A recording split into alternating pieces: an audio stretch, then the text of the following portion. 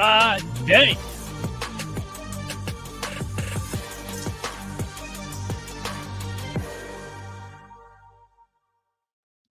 Happy Friday, everybody, and welcome to College Football Kickoff Live. Thank you for making College Football Kickoff Live your lunchtime listen every single week. That is Kenton Gibbs of Locked On ACC and Locked On Wolfpack. It's Alex Dono of Locked On Canes. Drake Toll here from Locked On Big 12. Guys, boring weekend last weekend in college football. We didn't get much around the country that mattered to us headlines-wise. What we do get this weekend is a slew of top 25 games, big matchups across the board. We'll talk a lot of Deion. We'll talk Alabama, Ole Miss. But we started off, Dono, with, to me, maybe the biggest game of this week, Notre Dame and Ohio State.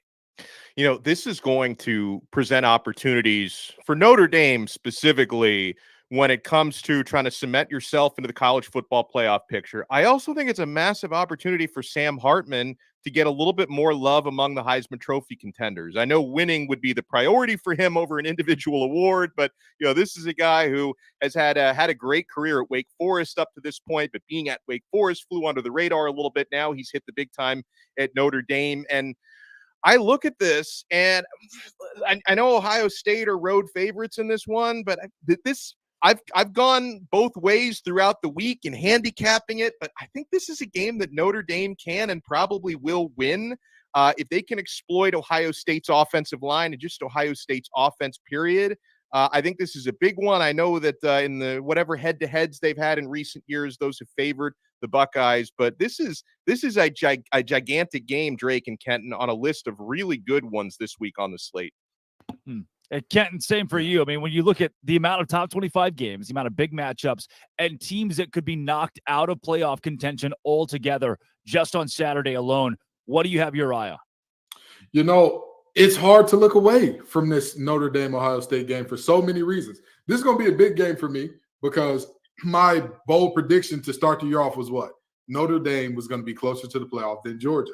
This game is either going to go a long way in making me a GOAT or making me a dunce. One or the other. I'm walking out of this thing either doing my best or putting my little pointy hat on. I'm not sure which one I got yet, but this game is going to be big time because, I mean, more or less, this is going to be a playoff eliminator for at least one of these teams. Yeah. As far as Ohio State goes, they could run the table after this and get in, but for Notre Dame, there's no way. Unless they absolutely dominate, and I mean crush everybody in front of them by 2 to 3 touchdowns a game, I really don't see a way for them to sneak back into the playoff conversation with a loss here, especially a loss at home, especially if it isn't like a close last-minute fluke type of thing. Yeah. Well, guys, before we get into the Colorado conversation with Locked On Buffs host Kevin Borba, I do want to get into a bit of this whole big hit, late hit, Travis Hunter, death threats. What a wild deal this week across the landscape. Dono, where do we start with a kid who makes a hit that 30 years ago was part of the game, and today we've established, rightfully so, that shouldn't happen, and now him and his family are under huge fire? It's sad. And listen, obviously with not only the attention that's been on Colorado, but the attention on Travis Hunter, who's been, you know, a Heisman candidate and one of the best players in the country, that's only going to make the conversation louder, because had it been a different person getting hit and a different team, I don't think anyone is, you know, making death threat, which is just inexcusable. 100%. And listen, it was an illegal hit, should have been ejected, late hit. So there should be some kind of repercussion for it. But, you know, anyone who's talking about wanting to take a young man's scholarship away, and any just awful human being who's, you know, making it, even if, you know, the threats are maybe not substantive, it's disgusting to make death threats towards anyone in their family, made a mistake. Like and it's a dangerous game. It's a bang game. Hit, illegal, late. It is what it is. This stuff happens. Football is a very violent game. So at a certain point, you just have to say, unfortunately, in this sport that we love so much, these things happen sometimes. We've got to move on with our lives at some point.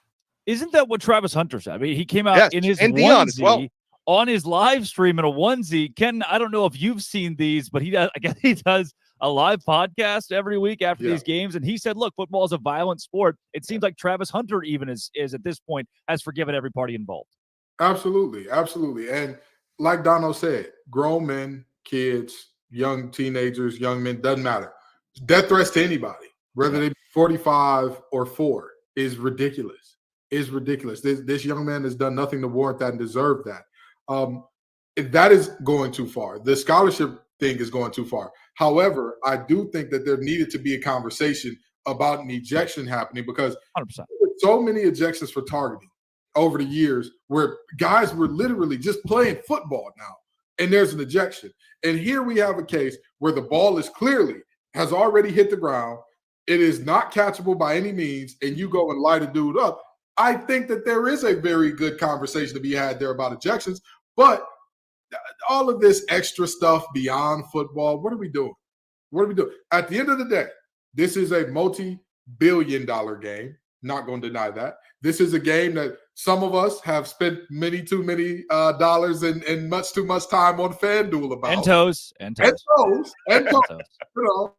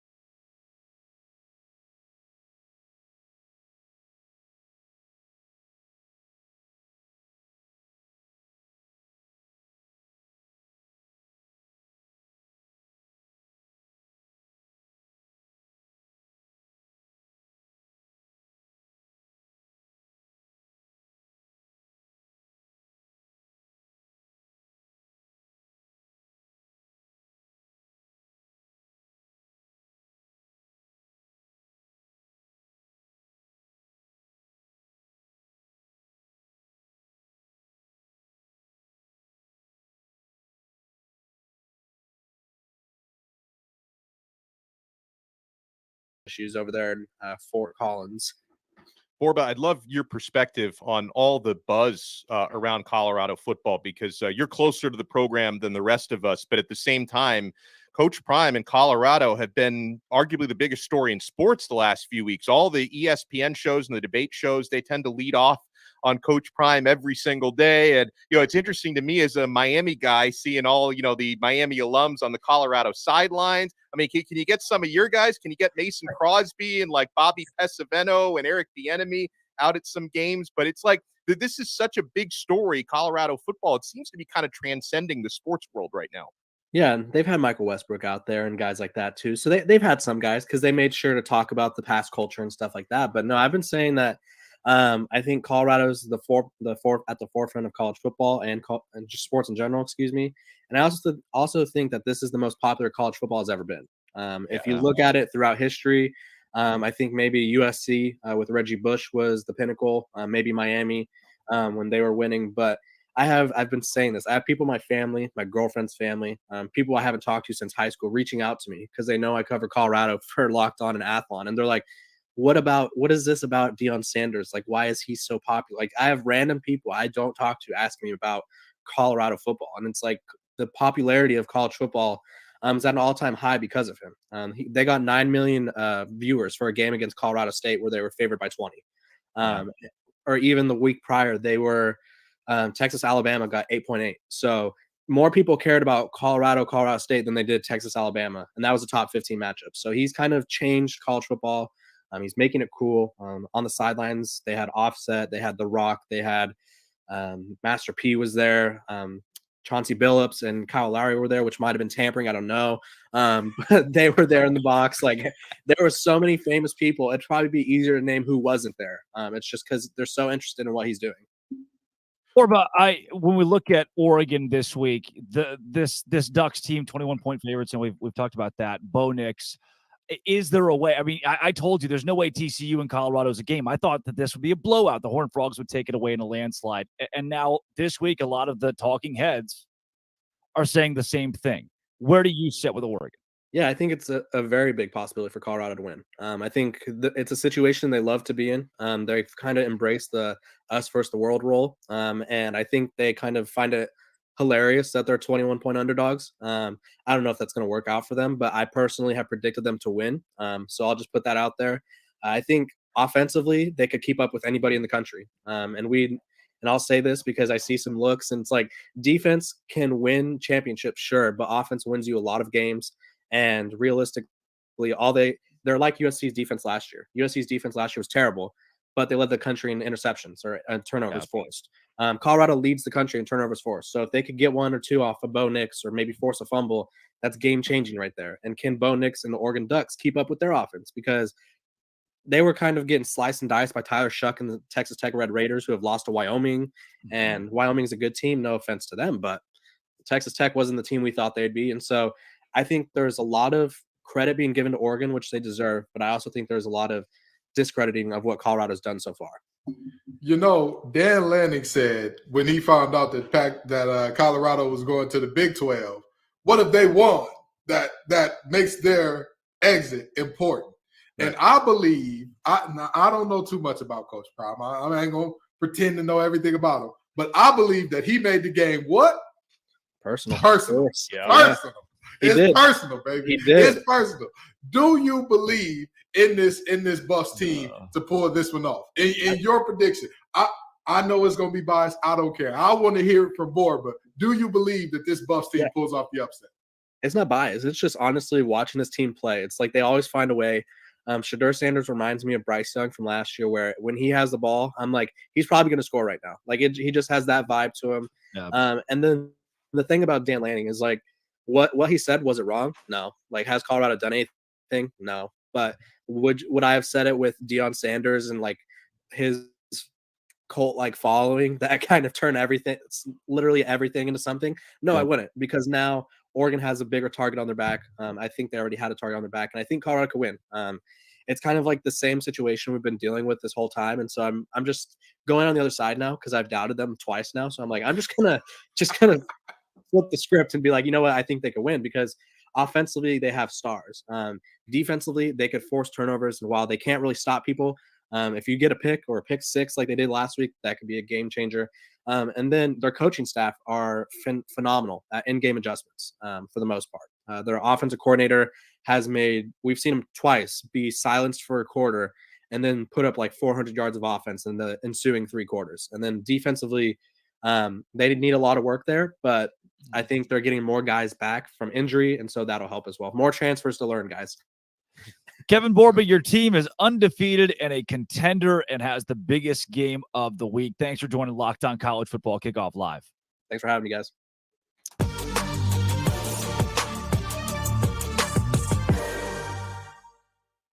All right, fellas, let's take a trip around college football to our contenders for the college football playoff like we do every week. But first, Dono. Well, first, we have to check out LinkedIn Jobs. You're a small business owner. These days, every new potential hire can feel like a high-stakes wager for your business. You want to be 100% certain that you have access to the best qualified candidates, and that's why you have to check out LinkedIn Jobs. LinkedIn Jobs helps you find the right people for your team faster and for free. You add your job and the purple hashtag hiring frame to your LinkedIn profile to spread the word that you're hiring. Folks, people will see it. I've gotten jobs through LinkedIn Jobs before. Simple tools like screening questions make it easy to focus on candidates with just the right skills and experience so that you can quickly prioritize who you'd like to interview and hire. LinkedIn Jobs helps you find the qualified candidates you want to talk to faster. So post your job for free at linkedin.com/lockedoncollege. That's linkedin.com/lockedoncollege to post your job for free. Terms and conditions apply. Guys, through now a few weeks, the public has eliminated Alabama, Tennessee, and Clemson from the college football playoff picture. But who is still in that picture, at least for now? The Notre Dame Fighting Irish can be in the mix. The road to the college football playoff begins tomorrow as they face Ohio State and the Buckeyes. What is the path to the playoff with or without a win for the Irish this week? It's time for this week's Playoff Hopeful.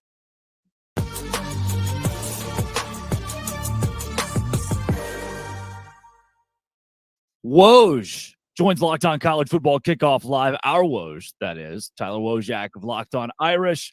Tyler, this Notre Dame team's got Ohio State coming up on Saturday, and more importantly, playoffs in its sights. Can this Notre Dame squad, regardless of the outcome on Saturday, make the college football playoff? Well, their schedule does set them up to make the playoff, even if they do end up losing to Ohio State, because they still have USC just 3 weeks after that, who I fully expect will be a top 5 team at the time that that game is played.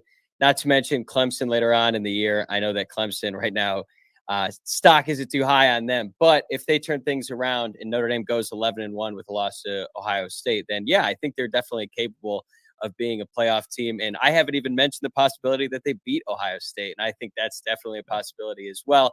And if they do end up beating the Buckeyes on Saturday, the path is clear for them. At that point, they would probably shoot up the rankings, be close to the top 5, maybe even in the top 5 if they're able to pull off the upset at home on Saturday. But they've got the quarterback. They've got a bunch of talent around him. So I think they're definitely capable. We're just going to find out just how good this Notre Dame team is on Saturday at 7:30 p.m. Eastern. Well, as you said, find out. That's your word here, because you've got the wins against Central Michigan, Tennessee State. Who cares? The NC State game on the road, not only does Notre Dame win, they also cover. Have you seen enough in these 3 games to say squarely, oh, yeah, this team is going to beat Ohio State, or this team is a playoff caliber squad? I think they are a playoff caliber squad, but I won't know for sure until Saturday because there's still some questions. I think they're Ohio State is a really good team. They're a flawed team. They might not be as talented as they've been in recent years, and that's due in large part to the fact that they don't have a current first-round draft pick at quarterback like we've become to expect out of them. They've had C.J. Stroud and they had Justin Fields, and Kyle McCord might end up being a really, really talented college quarterback. We just haven't really seen it yet. This is going to be his 4th start. Meanwhile, Sam Hartman is going to be starting his 50th game on Saturday. So it's kind of hard to tell, but I think we're going to learn a lot. I'm more interested to see what Notre Dame's defense really is. Again, they've been playing some really inferior opponents up to this point, but when you're going up against Marvin Harrison Jr. and Emeka Egbuka and Travion Henderson and Mayan Williams, like, who cares who the quarterback is at that point? Right. Those guys are going to make some plays, and you're going to have to be ready to go on Saturday. Let's go there. Quarterback play, Woj. when it comes to Sam Hartman, who might be the best quarterback in America, that's a tough thing to argue. He very well could be in New York, should be in New York at the end of the year. Does this team go as he goes? Is it Sam Hartman or bust for this team's playoff hopes? No doubt. And we're kind of in uncharted territory as Notre Dame fans, or at least a space we haven't been in a long time, where the quarterback is carrying the team. Notre Dame has had some really good teams over the past decade plus. 2020, they went undefeated in the regular season. 2018, they did as well. Both seasons, they had Ian Book as their starting quarterback. And look, I loved Ian Book. He's a gamer, all-time winningest quarterback in Notre Dame history. But they weren't winning games the majority of the time because of Ian Book. Whereas now, they're winning games because of Sam Hartman. He elevates everyone on the offense, and I would say the entire team. Like, I feel like the defense plays differently. The coaching staff is a lot more aggressive. There was a period where they went 3 straight weeks converting on 2-minute drills at the end of the first half. They haven't had to do it at the end of the game yet because they've had such big leads in all of these wins. But you could see Marcus Freeman using his timeouts at the end of the first half when the defense is still on the field because he wants the ball back to give Sam Hartman a chance to drive down the field. And every time he's had a chance to do that at the end of the half, he has. So he really elevates everyone around him. And it's really exciting to see because I feel like most of the time when Notre Dame has made it to the playoff, they were missing that one key piece, and that's the quarterback. And they're not missing it anymore. Taking Sam Hartman out of the equation, though I know we just said we can't. Who is it that America doesn't know that's going to be the secret tool for Notre Dame's success down the road? On Saturday, I'm going to say Benjamin Morrison, the cornerback, and he's going to be probably under the biggest spotlight because he's going up against Ohio State's wide receiving core, and I would say they are probably at the top, at least for sure, the best wide receiver room in college football. USC could make a case that they're a little bit deeper. They go like 8 or 9 wide receivers deep, and that's certainly true. They have a stacked receiver room as well. But when you're going up against Harrison Jr.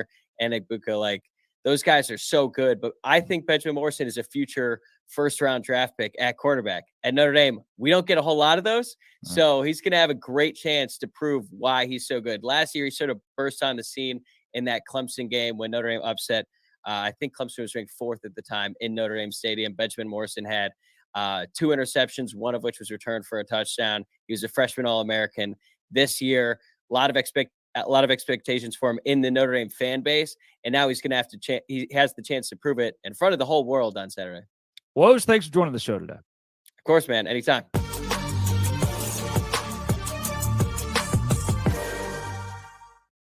That was Tyler Woj of Locked On Irish, guys. To you, Kenton, any shot that Notre Dame makes the cut? We always talk about it. Oh, this is Notre Dame's year. They kind of have that Texas moxie to them. Do you think this is actually it? Absolutely. Absolutely. They don't just have a shot. There's a path. There's a very direct path for them. If you think about what they have going forward, I love the fact that we completely skipped over the fact that there's a Duke team that may be in the top 15 next week. That Notre Dame goes to Durham to play. They're going on the road to Wallace Wade Stadium, which I'm going to tell you, I was there firsthand for the Duke and Clemson game. That stadium, while it was a road game for Clemson, was not very loud. It was not very ruckus. It wasn't the type of environment that you think of. But tell me, Duke football wasn't a party? But it's still a road win if they can get it. If they can get it. And then you look at the USC game. You're looking at a USC team that could easily walk in top 2 or 3 in the country, undefeated, all the things that cannot play defense still. And so you're looking at a situation with Notre Dame where even if we count this game as a loss, you're saying that there's a path here. So if they win this game, I mean, they're all but a shoe-in at that point. But a loss here, I think that they'll be just fine. They just got to take care of what's in front of them. Dono, buy or sell Notre Dame? Buy, which as a Miami guy, pains me to say that because the history runs pretty deep there. And, as far as their path to the playoff, I agree with Kenton completely because not only does Notre Dame have the high-profile type of schedule where they could potentially be top 4 even if they lose one game, and if it's not Ohio State, who I think they will beat on Saturday, USC, you can take your pick on who they might lose to this year. They can still get in because they're also one of the most visible programs in the country when it comes to television exposure. That plays in Notre Dame's favor. And this game is a huge opportunity for them against Ohio State because even though, Notre Dame has had a couple of cameos in recent years in the college football playoff, they haven't had success the way Ohio State has. That's been in their DNA. They've been one of the more consistently successful teams in the CFP era. They've also consistently had first-round quarterbacks, and they maybe don't have one of those this year to the Buckeyes, but still, Notre Dame is kind of fighting against their DNA this week, but I think they have the quarterback because I'm taking Hartman over McCord. And I also think Notre Dame is going to have an advantage, like Kenton talked about, being in their home stadium. That's a tough road game. And McCord's first road trip against Indiana didn't go all that smoothly for him. So I think the Fighting Irish can pull it off. Obviously, matching up against Ohio State's just revolving door of future first-round wide receivers is going to be the most difficult matchup here. But I think they can put pressure against Ohio State's offensive line. I don't necessarily think this is going to be a beautiful, high-scoring type of game, but I think it's going to be a Notre Dame dub. 3-point underdogs at home. I think they cover and win. Let's take it from ACC adjacent to the actual ACC. What was thought to be a potential top 10 matchup this preseason is now a battle between number 4 Florida State and unranked, unknown Clemson. We kick to Brian Smith of Locked On Seminoles to preview this matchup. There are 3 prime reasons that Florida State should defeat Clemson. Number 1, quarterback experience. While Cade Klubnik is a very talented young man, Jordan Travis is a graduate student. He's been there. He's done that. And don't forget about his legs. He can make a play in the clutch, even if a pass is not there. When it is available, Johnny Wilson, that's a really great option. He's averaging 20 yards of reception, and his 6'7" frame is very attractive. And, of course, there's Keon Coleman. LSU knows all too well about him. Finally, can Clemson protect Cade Klubnik? They've been giving up a lot of pressures, and while he's not been sacked a lot, if he's under duress from Jared Verse and the Noles, that's not going to bode well. Florida State overall just has more talent than Clemson. They have more experience, and I think they're up to the task. Florida State gets it done 35-24 in Death Valley.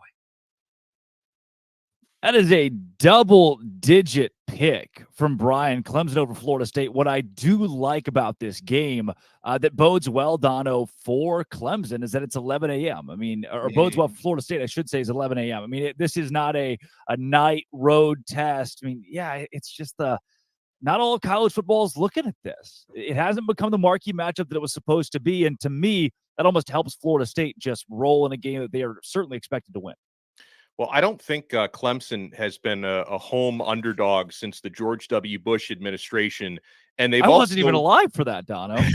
And they've also, oh my gosh. And they also hold, I think, 7 consecutive wins head-to-head against Florida State. But Clemson's not winning this game. Florida State are the rightful road favorites here. I just don't see Clemson being able to score enough to hang with them. And I thought that Brian hit the nail on the head when he talked about the talent discrepancy. A couple years ago, you didn't think you'd be saying that, against Clemson with a talent discrepancy, but they haven't adapted to the transfer portal. Dabo hasn't the way that Mike Norvell clearly has. They've had a good mix at FSU of organic recruiting, but really just a boost when it comes to what they've done in the transfer portal. And, people may have reservations about Florida State. I like to buy low on teams because, yes, they labored to beat Boston College on the road last week. But a couple things on that, guys. When you've got Clemson the following weekend on the road, that BC game, it can be a look-ahead game, and it's also really tough to win at Boston College, especially for the annual red bandana game, which is what Florida State was going up against. So they survived their letdown game last week. This is not going to be a letdown game for Keon Coleman and for Johnny Wilson. And obviously something I'm looking for is Jordan Travis 100% healthy? Because he did get banged up and missed a couple of series with a shoulder last week. He's going to start, but is he limited in any way, shape, or form? We'll find out. But I think Florida State wins this game comfortably. Yeah, when I look at the Boston College game you mentioned, it seems like every big team has that one game on their schedule. Georgia, Missouri last year, where Georgia just escapes Columbia with a win against a middling Missouri team. Kenton, for you, when I look at this, I think, all right, yeah, Florida State wins for sure. They cover 2. Did they win by double digits, though? That's where I think I hang up. Yeah, I agree. The hang up is right there. I don't think that this Florida State team knows how to get it done that well. with all due respect, if What about the Brian LSU game? Hold on. and let me Yeah. finish that out now. If Brian Kelly did not piss down his leg in a way that I have never seen from a head coach that's getting paid millions of dollars, my brother in Christ, you have a receiver that is giving the fade signal back to back to back on your corner, and he's dunking on him. It's not like he's giving the fade ball and it's incompletion. He is completing these passes, and you stay in single high coverage for what reason, Mr. Kelly? Please, I elaborate. They're not running the ball well, and you say, it's okay. We need the extra body down there. We're not going too high. That just is too much like right. So with that being said, I think that their talent carries them most of the way. But honestly and truly, I think that Dabo is the better coach, and he finds a way to get this thing close. I'm not saying that they win this game. I don't think Clemson wins. But I think they find a way to keep this one close against a much more talented Florida State team that, you talk about the portal. All of their stars are darn near all of them, except I believe the backs are all out of the portal. Everybody.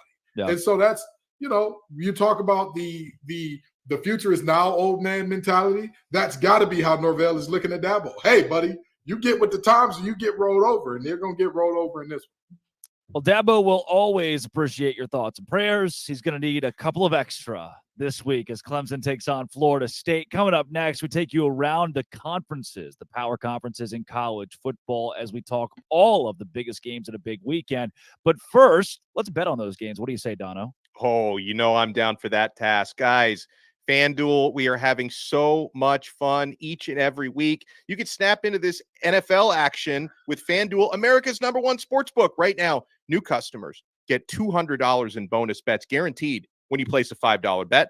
That's $200 in bonus bets, win or lose. If you've been thinking about joining FanDuel, there's no better time to get in on that action. The app is so easy to use. There's a wide range of betting options, including spreads, player props, which are so much fun, over-unders, and so much more, and got a lot of good action this weekend. So visit FanDuel.com/lockedon and kick off the NFL season. FanDuel, official partner of the NFL. Well, guys, this is the week we've been waiting for. It is finally conference season, and so many big games to kick that off.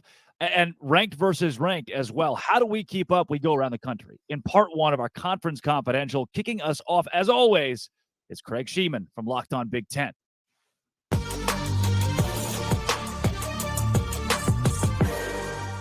There is no bigger game across the country than Ohio State at Notre Dame. This one has playoff implications. It's under the lights in South Bend Saturday night. It's on NBC. The whole country's going to be watching. Plus, the Buckeyes offense just finally woke up a couple of weekends ago. But you know what? The defense has allowed the fewest points through 3 games since 1975. This is generational stuff.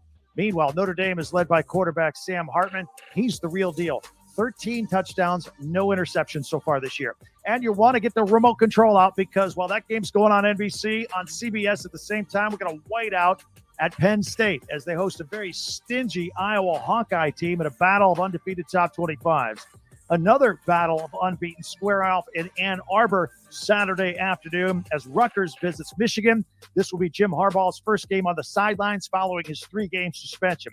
And tonight, it's Friday Night Lights in the Big Ten as Wisconsin travels to West Lafayette to take on Purdue on FS1. Both of these teams are supposed to have this new air raid attack offense.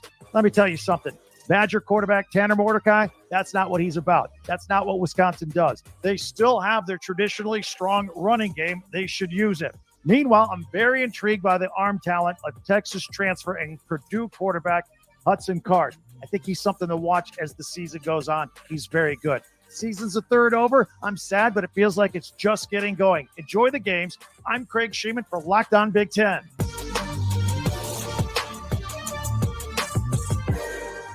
Week 4 in the Pac-12 is loaded with a trio of top 25 matchups, and Colorado is not the biggest one, though it certainly is an exciting one. Spencer McLaughlin here for Locked On Pac-12. Oregon State and Washington State are playing what some are dubbing the first ever Pac-2 championship game in Pullman this week, a battle of top 25 undefeated football teams to begin conference play, a tone setter really for both of them. Oregon State looking to solidify their case as a Pac-12 contender, Washington State looking to squarely put themselves into that discussion. And make no mistake about it, a win over Oregon State would do just that. The Beavers are a good football team, and the Cougs at home in front of what should be a rockin' Martin Stadium are going to do their best to get that win, go to 4-0, move up the rankings, and get their highest rankings since 2008. If they are moved up the way that they should be, if they're able to win the football game. Colorado travels to Oregon.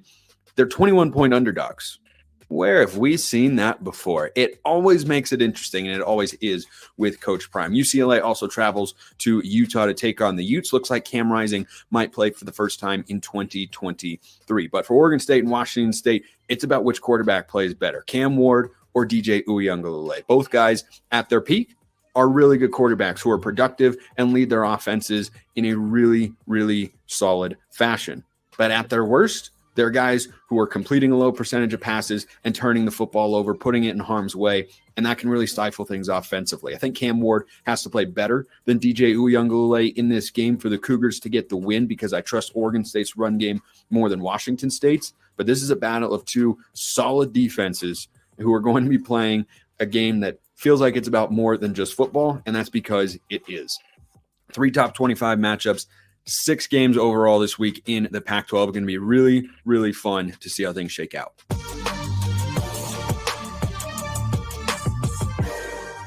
What's up, everybody? Chris Gordy here from Locked On SEC Week 4, and we've got some juicy matchups in the SEC. First up, it's 3-0 Auburn at 2-1 Texas A&M. Big early road test for Hugh Freeze and company, but I think this is a must-win for Jimbo Fisher and crew. You can't lose to a new head coach. You already have a loss on the young season. I like A&M at home to cover the 8 points. I like Spencer Rattler in South Carolina to cover the 6 points at home against Mississippi State.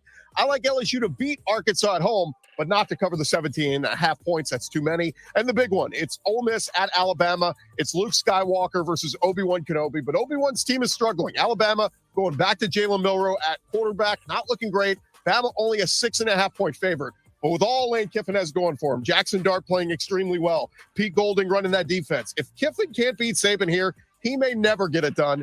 Give me Ole Miss and the points and the Rebels in the upset of the Evil Empire, Alabama. For more, check us out at Locked On SEC.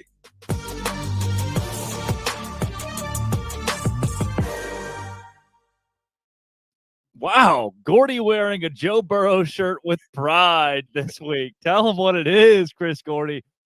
Guys, plenty of huge games to talk about in college football, but I want to hone in on some individual programs now with our boom and bust this week. Kenton Gibbs, we will start with you. Who is your boom team as of Friday, September 22nd? Well, I love to say this. I've been waiting on this team, and I say this with great joy and great happiness in my heart. I'm not going to lie to you and try to pretend at all that I'm holding back any of the glee that I contain for this team being good. I am ready. I have wanted to do this for some time. Penn State is my boom team. And they're my boom team. They are going to look like the real deal. And I'm going to tell you right now, this is a team that is so complete. They play offense in the Big Ten. You heard it. You heard it right. Their name is not Ohio State, and they play offense in the Big Ten. Geez. Oh, I'm so excited. I'm elated. And, of course, I'm elated because on defense, they got a couple Cass Tech graduates over there, the King Twins, doing their thing. I'm always excited to big up my boys from the Creed. I love it. But with that being said, this is a really, really good Penn State team, a really complete team. They are solid in the trenches on both sides up front. They have good depth at the second level as well, multiple good backs, multiple good backers, and, of course, one of the best corners in the game in Kobe King. And you look at their wide receivers, and they finally have a 5-star quarterback. It's crazy. What can you do with an offense in the Big Ten? They can get it done. They can get it done. 467 yards per game offensively for Penn State. The bad news is they play Iowa this week. So if you have a paint drying competition in your local area, you could probably buy tickets to that for cheaper and enjoy it much more. Dono, boom. I'm going to give you a curveball. This is a team that to this point has been busting, but I think they're going to boom this weekend and pick up a big win. That's the Alabama Crimson Tide. What? I don't see them losing. I don't see them losing 2 straight at Bryant-Denny Stadium, and I think they're going to have success on the ground this week. Ole Miss, below average rushing defense to this point. Saban is going back with Jalen Milroe, which obviously he's not instilled a huge amount of confidence, but at least Saban has figured out this is the best guy we've got. They're handing him the keys to the car again. And I'm telling you, Alabama is going to win this game. And for at least 1 week, they're going to silence some of their doubters because I think Ole Miss is going to be vulnerable. So they haven't been booming to this point. They put up 17 points against USF. They lost by 10 to Texas at home. But I think this is the week that Bama starts to figure things out, and they're going to boom this week. Dono just said they put up 17 points against USF and lost to Texas, and they're my boom this week with confidence. They're going to boom. They're going to boom, Drake. They haven't been booming. They're going to boom this week. This is a sneaky boom for Alex Dono with Alabama. Mine, guys, same thing. I've been waiting for this team to kind of get the marquee win. Can they prove against a good squad that they're a legitimate force in college football? They went on the road in the SEC and got a night win, coming back twice from multi-score deficits. It's the BYU Cougars. They have been a massive boom in a Big 12. It's been a massive bust. This conference has not been good. BYU has been good. The big reason why Keaton Slovis is not USC Keaton Slovis. He's not Pitt Keaton Slovis. He is BYU Keaton Slovis. He has fit the offense perfectly. While some of the throws he makes, you think, aha, that's Keaton Slovis. Other throws he makes, you think, hey, that's Keaton Slovis. Makes sense, guys. You've seen him in the ACC. He has done really well for BYU. Their defense has stepped up in an insane way. Only allowed 16 points in the first 2 weeks against Cupcake, so they took care of business. 31 to Arkansas, but they got enough. They got it done against KJ Jefferson, one of the most electric quarterbacks in the country. Road win, SEC, big time for the Big 12. BYU is a boom. Now the bus. We'll pitch it back to you, Dono. Who busts this week for you? Oh, my goodness. Colorado is going to bust this week, guys. Deion's watching right now, by the way, Dono. Deion's watching. It's personal because of Dono. I waited for Borba to be out of the studio. Colorado is going to bust this week.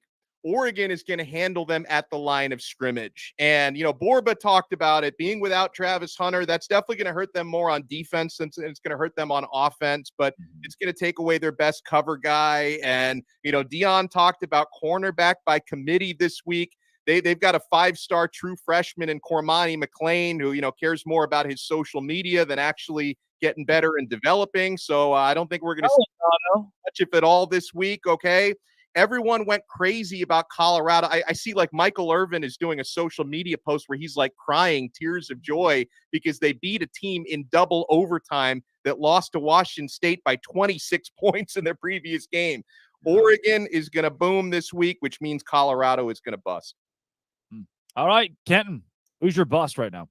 Dono, he was crying because it was 2 a.m. We were all ready to go to bed. We were so happy that it was a miracle. Over. I was still awake. I usually go to bed at like 10 o'clock, and they talk. That game set like a ratings record for the late game time slot. I was even up. Well, I stayed up like 4 hours past my bedtime to watch that. Listen, I wake up at 4:30 most mornings. I was crying when that game was over. I was right there with my going, thank you, Lord, this thing is over. But I struggled to come up with a bust team because there actually were 2 that I wanted to go with. And then I thought to myself, you're a rule breaker anyway, so we're going to go with 2.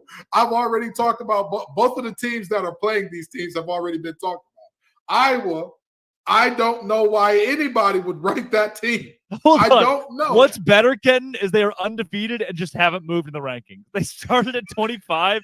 They keep winning games. People are like, all right, 25 it is. Cade McNamara has looked mid at best. And I mean, like, in the Midwest, outside of Detroit, of course, the wonderful bastion of a society that we have there, there's some really bad food, like Skyline Chili and whatnot. Things like that, mid, right? Okay. Iowa's offense, worse than that, which means Iowa as a team must be mid. But let's go over to a guy that I've talked about on some other shows, that I've talked about. In the words of Jay-Z, I don't believe you. You need more people. Mr. Bo Nix, I don't believe you, brother. I don't believe him. I don't think he's a good player. I'm sorry. I'm going to sit on that. I'm going to stand on that. I'm going to jump on that 10 toes down. As a matter of fact, give me your toe that you cut off, Drake, so I can go 11 toes down. I don't believe in Oregon because I don't believe in Bo Nix. Dan Lanning made it personal. I think that Colorado pulls off the upset. 2 bus teams for you right there. And we went completely opposite on that one too. This Absolutely. is great. This is Dono versus Gibbs this weekend. Absolutely. I don't know what to do with this now. I feel like the middleman here. I can't give you my bus though, and it's wish that I was on old Rocky Top. Those guys suck right now. do. I don't know if you've been Awful. watching this Tennessee team, but they were supposed to be good, and they were like, "Hey guys, just kidding. We wanted you to think that with Joe Milton at quarterback, who had 14 incompletions of his 34 attempts this week, not good, and also just didn't look good against a Florida team that got torched by Utah's backup quarterback who couldn't move the ball against Baylor." And I know the transitive property doesn't exactly work in college football, but it's a Tennessee team that should be blowing out Florida.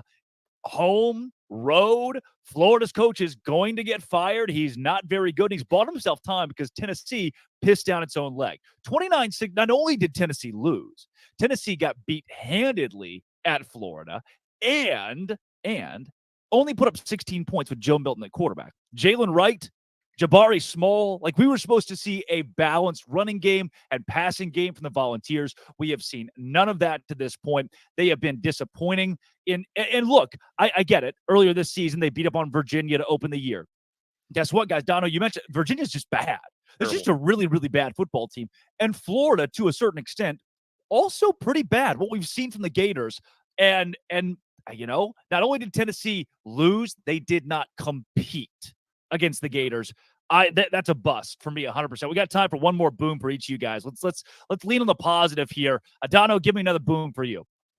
I'm stealing Kenton's thunder, and maybe he stole mine because Penn State is a massive boom for me for all the reasons that Kenton talked about. I don't necessarily think their game is going to be very exciting this weekend, but this is a ranked matchup for them. They're favored by 2 touchdowns against Iowa. If they don't cover this week, it'll probably be because they get so bored playing against Iowa. But Penn State has been a massive boom for me so far. All right, Kenton. Now let's diversify here. No more Penn State talk. Yeah, You're another boom for you. Another boom. I got to get this guy his guts. I give credit where it's due. I thought that he was a lifelong defensive coordinator, but he's showing his behind as a head coach in year 2. Brent Venables, come on down, baby. He is out there doing it at Oklahoma right now. And they're playing. Whoa. This is boom, not bust. Yeah. You have Brent Venables as a boom? Yes. Listen, I know most people don't. I they know beat most Tulsa? I know most people don't want to believe me here. I know most people have this team saying, hey, this me, Cincinnati I am team, most people. This Cincinnati team not only can, but will pull off the upset here. I think Brent Venables gets this one done. Now, I'm not going to make this my level 18 lock. Now, I ain't going that far. But I think that Brent Venables has this team playing inspired. He's now drawing up those exotic, crazy blitzes that you saw at Clemson again. That is giving offensive coordinators nightmares. And to think, if you can give an offensive coordinator in the Big 12 a nightmare, you got to be doing something special because that's a defense is optional type of conference. And yet that team has whooped the wheels off of pretty much everybody's been in front of them so far this season. I've got to give them a boom because I think they get it done against Cincinnati. Can I go with a bonus boom because I wasn't here last week? How many booms are we going to have here? I just need to give a bonus boom. This is not going to be because Miami beat Bethune-Cookman last week, but I wasn't here last week to talk about Miami's excellent showing, Tyler Van Dyke's excellent showing against Texas A&M. That's the only real team Miami has played so far, but they have been more complete than I expected. Offensive line statistically grading out as one of the best in the country. Tyler Van Dyke so far, who had a really bad year last year for a number of different reasons, is actually the Pro Football Focus leader through 3 weeks so far in the season with a 94 grade. They've been tackling a lot better. Still going to be a few more weeks before they have another serious opponent because they have Temple this week, bye week, Georgia Tech, and then North Carolina, which is going to be a huge test. But Miami's been booming so far. Boom. You nailed it for me. My added boom. North Carolina has a chance to do something it has not done since I was born. The Tar Heels have not been 4-0 since 1997. I wasn't even a thought. And they got an opportunity to do it this week. We're not talking about UNC enough. Obviously, this is a team that has, in the last couple of years under Mac Brown, made some waves. Sure, they've struggled against App State, which everybody seems to do right as a Power 5 team. But we're not talking enough about top 20 North Carolina, who can make some noise in the ACC. Right now they are a boom to me, a sneaky secret boom that could end up at the top 10 here in a couple weeks if they're to win that game, Dono, against Miami. Oh, you guys hear that? That was my doorbell. My DoorDash is here, Dono. Well, I hope my DoorDash is going to be here soon, guys. Missing that syrup on your pancakes, or maybe you just ran out of your favorite coffee creamer? With DoorDash grocery delivery, you can get what you want right when you need it, folks. You've trusted DoorDash to deliver your restaurant favorites. Now you can get grocery delivery that actually delivers too. With thousands of grocery stores to choose from, you'll find the best in your neighborhood and boost your local economy with each and every order. And if you want even more value, you can save on all your grocery and restaurant favorites with a $0 delivery fee on all eligible orders with a Dash Pass membership. Get 50% off your first DoorDash order up to $20 value when you use code LOCKEDONCollege at checkout. Limited time offer, terms apply. That's 50% off up to $20, no minimum subtotal, and zero delivery fees on your first order when you download the DoorDash app in the App Store and enter promo code LOCKEDONCollege. Don't forget, that's code LOCKEDONCollege for 50% off your first order with DoorDash. Now, I know what you're thinking. They went and nationalized my Locked On show. You're sitting there, you're watching Locked On Ole Miss as we speak, and you're thinking, where is Stephen Willis and who are these three guys? Well, this is Locked On College Football Kickoff live every Friday from 11 to 1 Eastern time with everything around college football. We're taking a complete wraparound across the entire game. Drake Toll from Locked On Big 12 alongside Kenton Gibbs of Locked On ACC and Wolfpack, and Alex Dono of Locked On Canes as well. Guys, as we get closer and closer to this noon hour, it is time for Sell Me Why. Ain't nothing but a heartache or a mistake. Sell Me Why this week. Michigan, 23.5-point favorites in a conference game. The return of Jim Harbaugh against Rutgers. The Wolverines host the Scarlet Knights. Here's Isaiah Hole to sell you why the Wolverines will cover that massive spread. The spread for Michigan football in the homecoming game in week 4 to host Rutgers is Michigan favored by 24.5. Will Michigan beat the spread? This is Isaiah Hole from Locked On Wolverines, and I'm going to give you a reason why Michigan will beat the spread, and I have a couple here. The big one is Jim Harbaugh returns to the sidelines. Now, if you listen to any Michigan players throughout the week, they say it hasn't made much of a difference having the interim head coach as well. Jim Harbaugh's been away for the last 3 weeks. But has this looked like the same Michigan team? It really hasn't. On top of that, this is the biggest game so far of the season. I know it's Rutgers. But at the same time, we've seen Michigan kind of sputter out. We've seen the starters out from midway through the third quarter in each of the first 3 games. Now is going to be a time when you see Michigan put the pedal to the metal, cover the 24.5-point spread, according to FanDuel. Michigan has got this one in the bag, even though they have yet to cover the spread so far this year. Wow. Michigan has allowed 16 points combined in 3 games, but they're playing a Rutgers team that has allowed 30 points combined in a much stronger 3 games. Rutgers has double-digit wins against Northwestern, Temple, and Virginia Tech. All those games coming at home. This is their first road test. Kenton Gibbs, are you sold?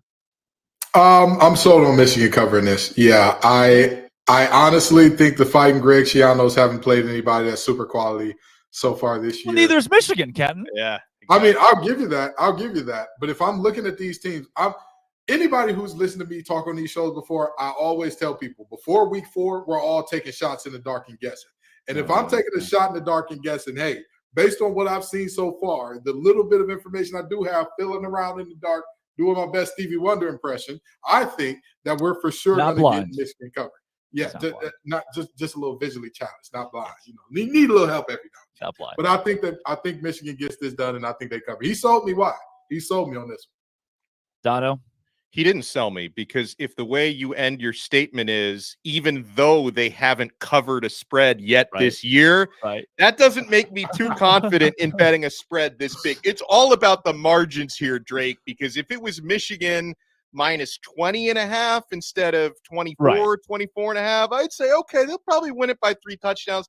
This one is too rich for my blood. Rutgers has run the football pretty well this year. They put up 254 rushing yards against Temple earlier this season. I know that's not Michigan, but all this to say, Michigan's going to win this game. I just don't think they win by that much. So I'm not sold. Yeah. It reminds me of like the Indiana Ohio State game earlier this year, where it's, hey, really, really good team that should obviously win against another Big Ten team that plays good defense and has an offense that runs the ball. We slow the game down. It's just tough to win by 24 points in the Big Ten, especially when Michigan's offense has been methodical at times this season. Looking at, Bowling Green, UNLV, and ECU, they're averaging around 32 points per game. That is not a lot in your cupcake non-conference. You're supposed to be lighting things up with an offense like that at Michigan. So maybe this game does end 31-14. That's a cover. That's 24 points we're talking about here. I'm not sold on Michigan, although one of us, Kenton Gibbs, is. How about this one? Utah minus 4.5 and climbing. This one is soaring against UCLA. Utah opens Pac-12 play tomorrow by hosting the undefeated Bruins in Salt Lake. Here's JT Wistrcell to sell you why the Utes are going to cover 4.5. The Utah Utes and UCLA Bruins face off in one of several top 25 matchups this week. So Utah is favored by 4.5 over UCLA.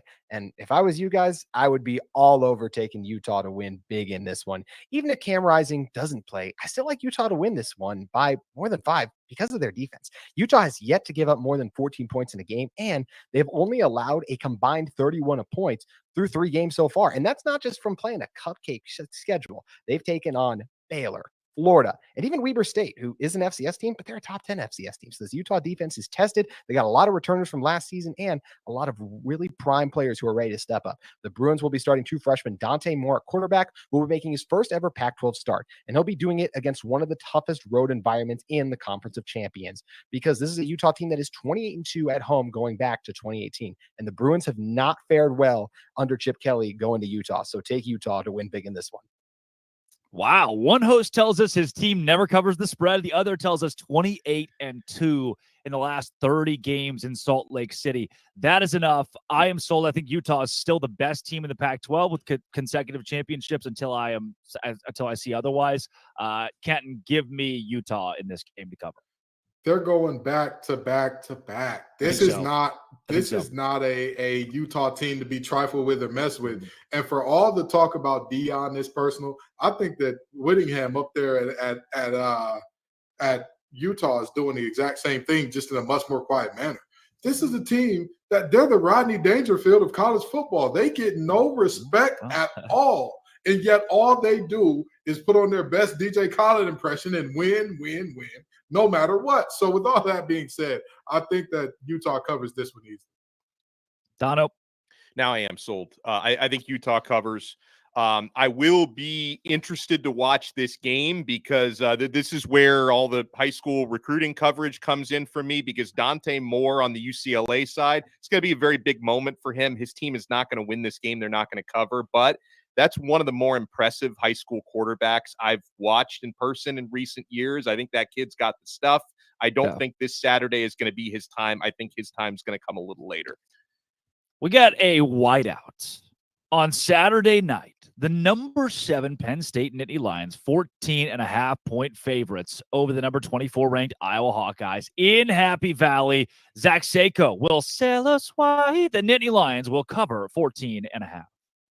Hey, it's Zach Seiko with Locked On Nittany Lions, and I'm here to tell you why you should be betting on the Penn State Nittany Lions to not only win, but cover the spread against the Iowa Hawkeyes in the whiteout game. I got a few reasons for you, and the first one is that whiteout environment.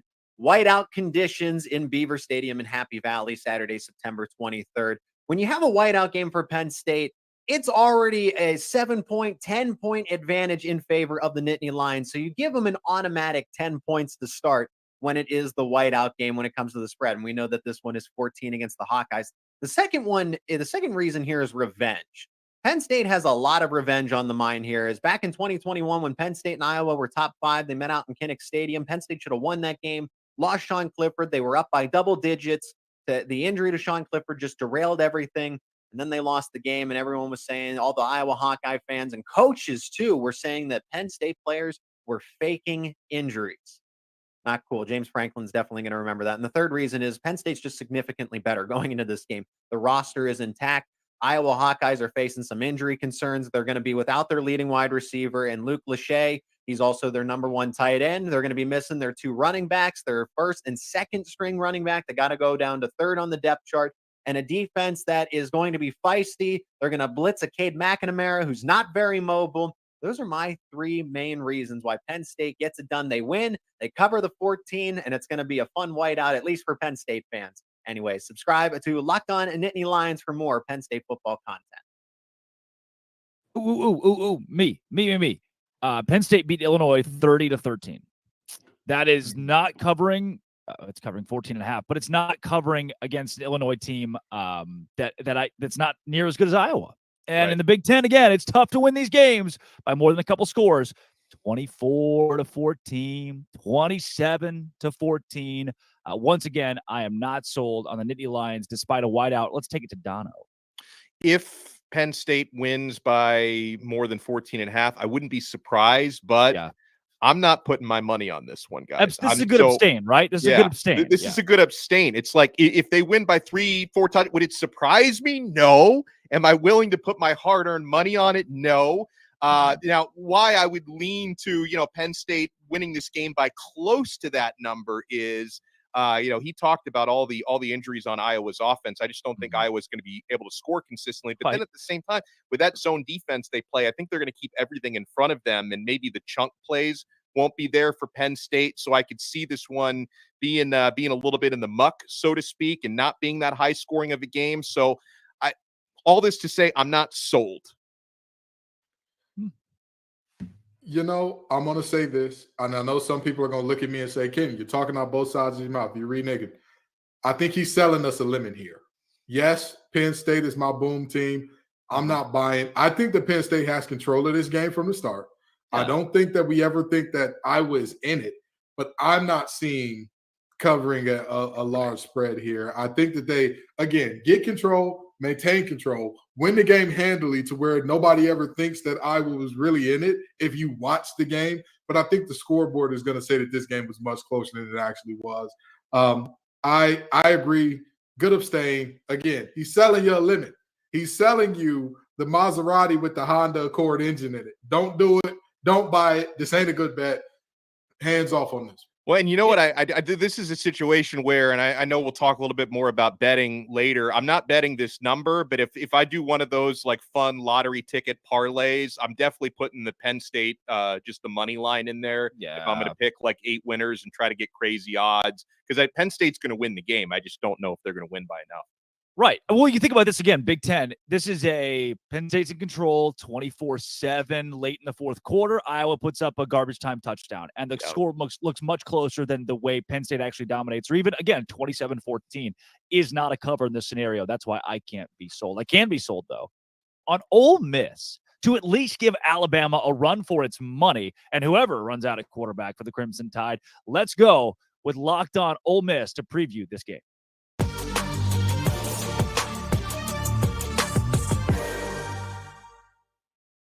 Stephen Willis, welcome to Locked On College Football Kickoff Live. Ole Miss, Alabama.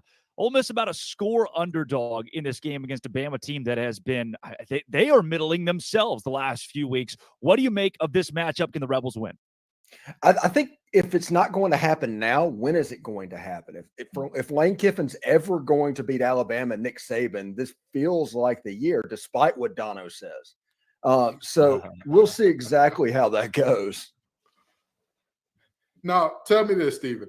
In terms of why you say this is the year for Lane Kiffin, we know about Alabama's struggles and them being down, but you still got to sell us on why Mississippi is up enough, why Ole Miss and Oxford are up enough to get it done against Nick Saban and this group. Oh, the answer is Jackson Dart. Jackson Dart, I think, is a low-key person that over the next 2 weeks could play himself into getting to New York type competition. Wow. He's 6th in the SEC in rushing. He is putting the team on his shoulders and winning games. He's the reason they came back against Tulane and just kind of boat raced them in the fourth quarter. It was his job on the offense. Now, if you look at this also, Ole Miss has not had a tight end. They've been without Trey Harris, their number one option at wide receiver, and Zachary Franklin hasn't played a down. So without three of Ole Miss's key weapons, Ole Miss's scoring offense is sitting fourth in the country right now, and total offense is in the top 10. So if you only just assume that this offense is going to get a little bit better, there's a chance for this offense to do really, really special things. Now, against Alabama, it's going to be difficult. I was just messing with Dono and everything, talking about them being a boom team, but nobody would be surprised if a team full of 4- and 5-star players played like a team full of 4- and 5-star players. Yeah, that could happen any moment.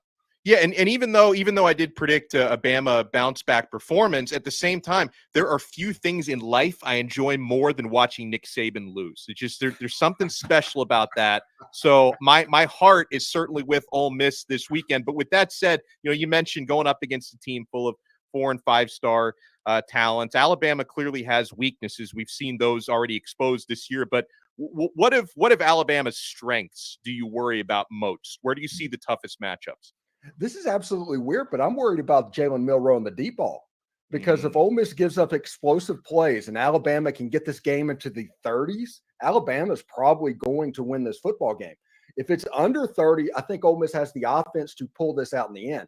Either way, it's going to be a coin flip type of game. It's going to be a 50-50 proposition up to that point. Ole Miss has given up explosive against Mercer, against Tulane, and they gave them up against Georgia Tech.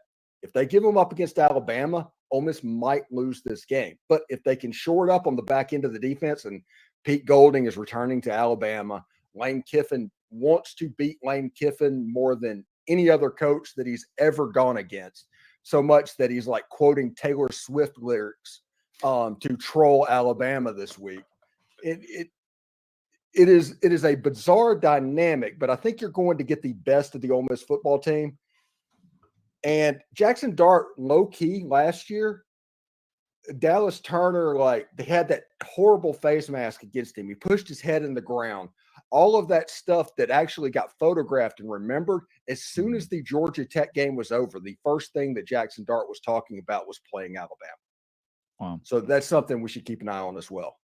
Yeah, Stephen, the fact you already said that you're afraid of Milroe is not what I had on my bingo card here. The kid that can't throw a slant, who can lob a ball 50 yards on the money, certainly brings an interesting dynamic into this game as he starts again for Bama. Do you think, Stephen, though, this Ole Miss team, with a win on Saturday, then wins the SEC West that feels so wide open?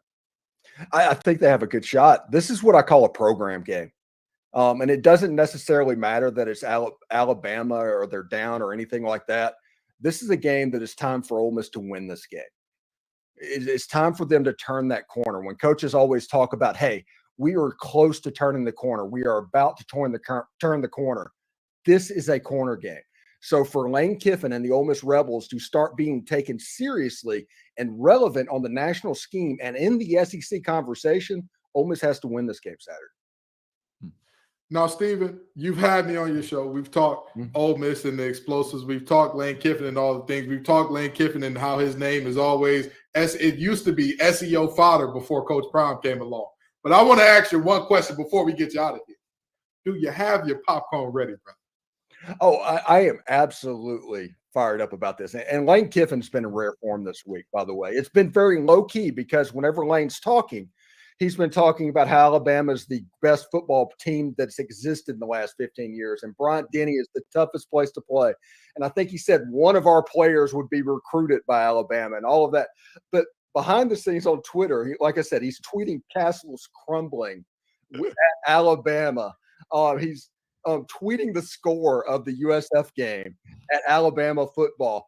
He is in rare form that way. And I think it's going to be really fun. And I do want to say this about Coach Prime.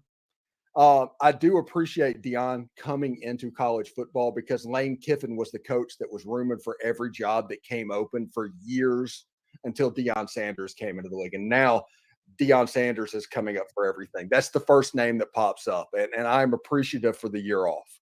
Oh, I love it. SEO, man. Stephen Willis, you got to find a way to mix Deion in with Ole Miss and throw out a YouTube video somewhere in there.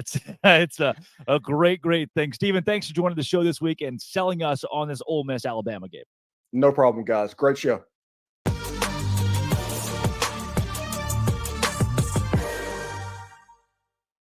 Coming up, we have Conference Confidential Part 2, and we also talk about coaches who are on the hot seat and brushing up on their LinkedIn profiles. Right, Dono? Yeah, if you want to brush yours up, thankfully Billy Napier gets the week off. He's not LinkedIn Billy this week, but these days, every new potential hire can feel like a high-stakes wager for your small business. You want to be 100% certain that you have access to the best qualified candidates available, and that's why you need to check out LinkedIn Jobs. LinkedIn Jobs helps find the right people for your team faster and for free. You add your job and the purple hashtag hiring frame to your LinkedIn profile and spread that word that you're hiring. Simple tools like screening questions make it easy to focus on candidates with just the right skills and experience so you can quickly prioritize who you'd like to interview and hire.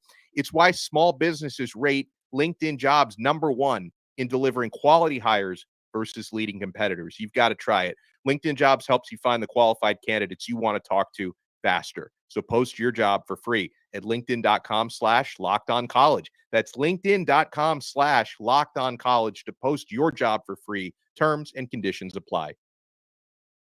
All right, guys, I'm just reading this here, and it's Conference Confidential Part 2. We did the SEC earlier, and Harry Belafonte was an American singer, actor, and activist who popularized calypso music with international audiences in the 1950s and 60s. This is the same guy that sang that Deo.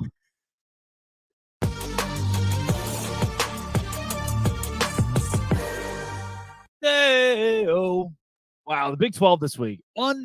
Unbelievable slate of games compared to last week. And I have 3 big upsets. The biggest matchup to break down, BYU and Kansas this week. Kansas a 10-point favorite against a team that just went on the road against an SEC squad and won in a top 10 attendance for that SEC team all time in a night game.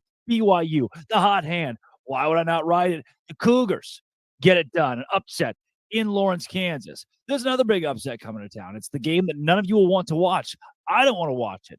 Which team wants to lose more? That's the one that will. Iowa State, Oklahoma State, 2 very bad football teams. Iowa State favored by 3.5, over under 35.5. If there is a local paint drying competition in your town, go to that instead. I have Oklahoma State upsetting the Cyclones as 3.5-point dogs this week at Jack Trice. And another big matchup to break down. There are a lot of them, by the way, so I can only pick a couple. I am confident. Oklahoma, the number 16 team in America, loses on the road to Cincinnati. OU does this. They win in the non-conference. Then they play a team that should absolutely blow out of the water. They go on the road. They overlook them, and they lose. Remember, OU sub 500 last season. One of the biggest upsets that I have picked all season long. Oklahoma loses to Cincinnati on Saturday as 14-point favorites on the road. Cincy gets it done. Everything else, all fun and games. The Big 12 sucks right now. Hopefully they can do a lot better this weekend. That's the goal, right? Watch it on Lockdown Big 12 later this week. Dave Schultz with your Week 4 Sun Belt Conference preview. Big ball game, Marshall hosting Virginia Tech. Good for Virginia Tech going into Huntington. Ball game is sold out, and it is on ESPN2 this weekend. Marshall was a 7-point favorite. Now they're down to 4.5. It hasn't been aesthetically pleasing, but Cam Fancher, the starting quarterback for the Herd, is 8-1 as a starter. They were actually off last week. They've started the season out 2-0. Troy is hosting Western Kentucky. That also on national TV. That's on ESPNU. Trojans got TJ Jackson back. That may have helped them defensively against JMU, but they got Western Kentucky coming in, and Austin Reed can sling it around the field. Troy better be ready for the Hilltoppers. And then later on in the evening, you got App State heading out to Wyoming. The Cowboys gave Texas all they could handle for 3 quarters before wilting under the Longhorns. Really good football team. App State looking to start out the season 3-1. Be sure to head over to Lockdown Sunbelt for the full recap of the Georgia State Coastal Carolina ball game. Once again, I'm Dave Schultz with your Week 4 Sunbelt preview. Enjoy the football, everybody. I'm Darian Gray, aka the Mouth of the South, and host of Locked On HBCU. And conference play begins for the SWAC this week. Now, the conference is divided into two divisions, the East and the West. So it's only right that I give you a matchup from each of these sides of the conference to look out for this week. And they're very important. You have Prairie View versus Alcorn State. And to me, this is a matchup that on the West side will really decide, hey, who's going to be the team that comes out of this and plays in a championship game? It might not be either one of those teams at the end of the year, but with the way the West looks, this is the type of matchup that will be heavily impactful in potential tiebreakers, which is something that it really did come down to in 2022. Now, meanwhile, on the East side, you're looking at FAMU, who this is their division to lose. FAMU looks like the top dog, not only in the East, but really in the whole conference and maybe the best HBCU on the FCS level. But they are going against one of the teams that I would consider legitimate competition, and that's Alabama State. Now, the Hornets don't have a great offense, but they do have an elite level defense, and an elite level defense can keep you in any game. If FAMU wants to really distance themselves and feel a little bit more comfort going throughout the rest of the season, and I know it's early, but if they want to feel that comfort, they need to defeat Alabama State. Losing this game will make things much harder for them, and it'll be a big feather in the cap of Alabama State and probably the biggest win for Eddie Robinson in his 2-year career as far as a coaching tenure. But I got FAMU coming out of this. Now, as far as Alcorn versus Prairie View, that's anybody's game. It's still early, and both of those teams have some big question marks, and this game will be one of the times when we have those questions answered.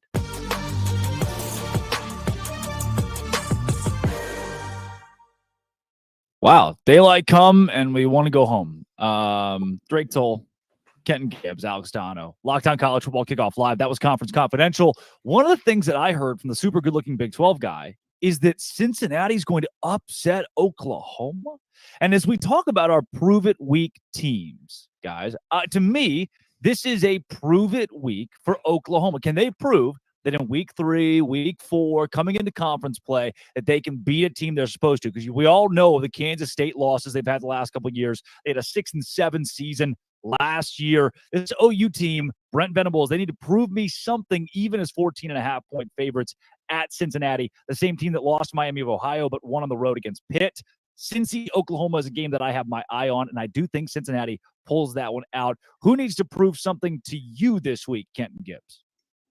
I mean, I agree 1,000% with you, and I hate to piggyback off you, but number one, I've got some inside sources that tell me that the Big 12 guy, he's wearing a toupee. The hair really is. You know, I heard this was 3 funny, ball guys. Kenton, he hasn't gotten a haircut in weeks. It looks the exact same every time, and I don't understand it. I'm just telling you, it's fake. It don't grow, baby. It don't come out his head. That's why. But that's neither here nor there. That's neither here nor there. What we do need to talk about is I 1,000% agree. I just beat the table and said that the Sooners were one of my boom teams. Well, Boomer Sooner, time to show up, baby. Time to do your thing, because if they don't show up in this game, if they win this game by even a field goal, now there are questions.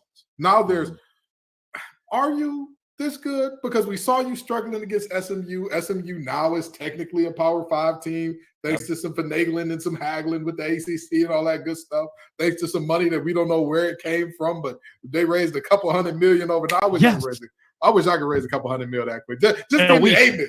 Just give me $8 million. I'll be all right. But in all seriousness, Oklahoma has to prove something to the nation. And honestly, they got to prove something to themselves, because everybody said Lincoln Riley left and he took all the music with him. That was the day the music died, friends. Well, guess what? It's time to prove to us that the band is still playing down there in Norman.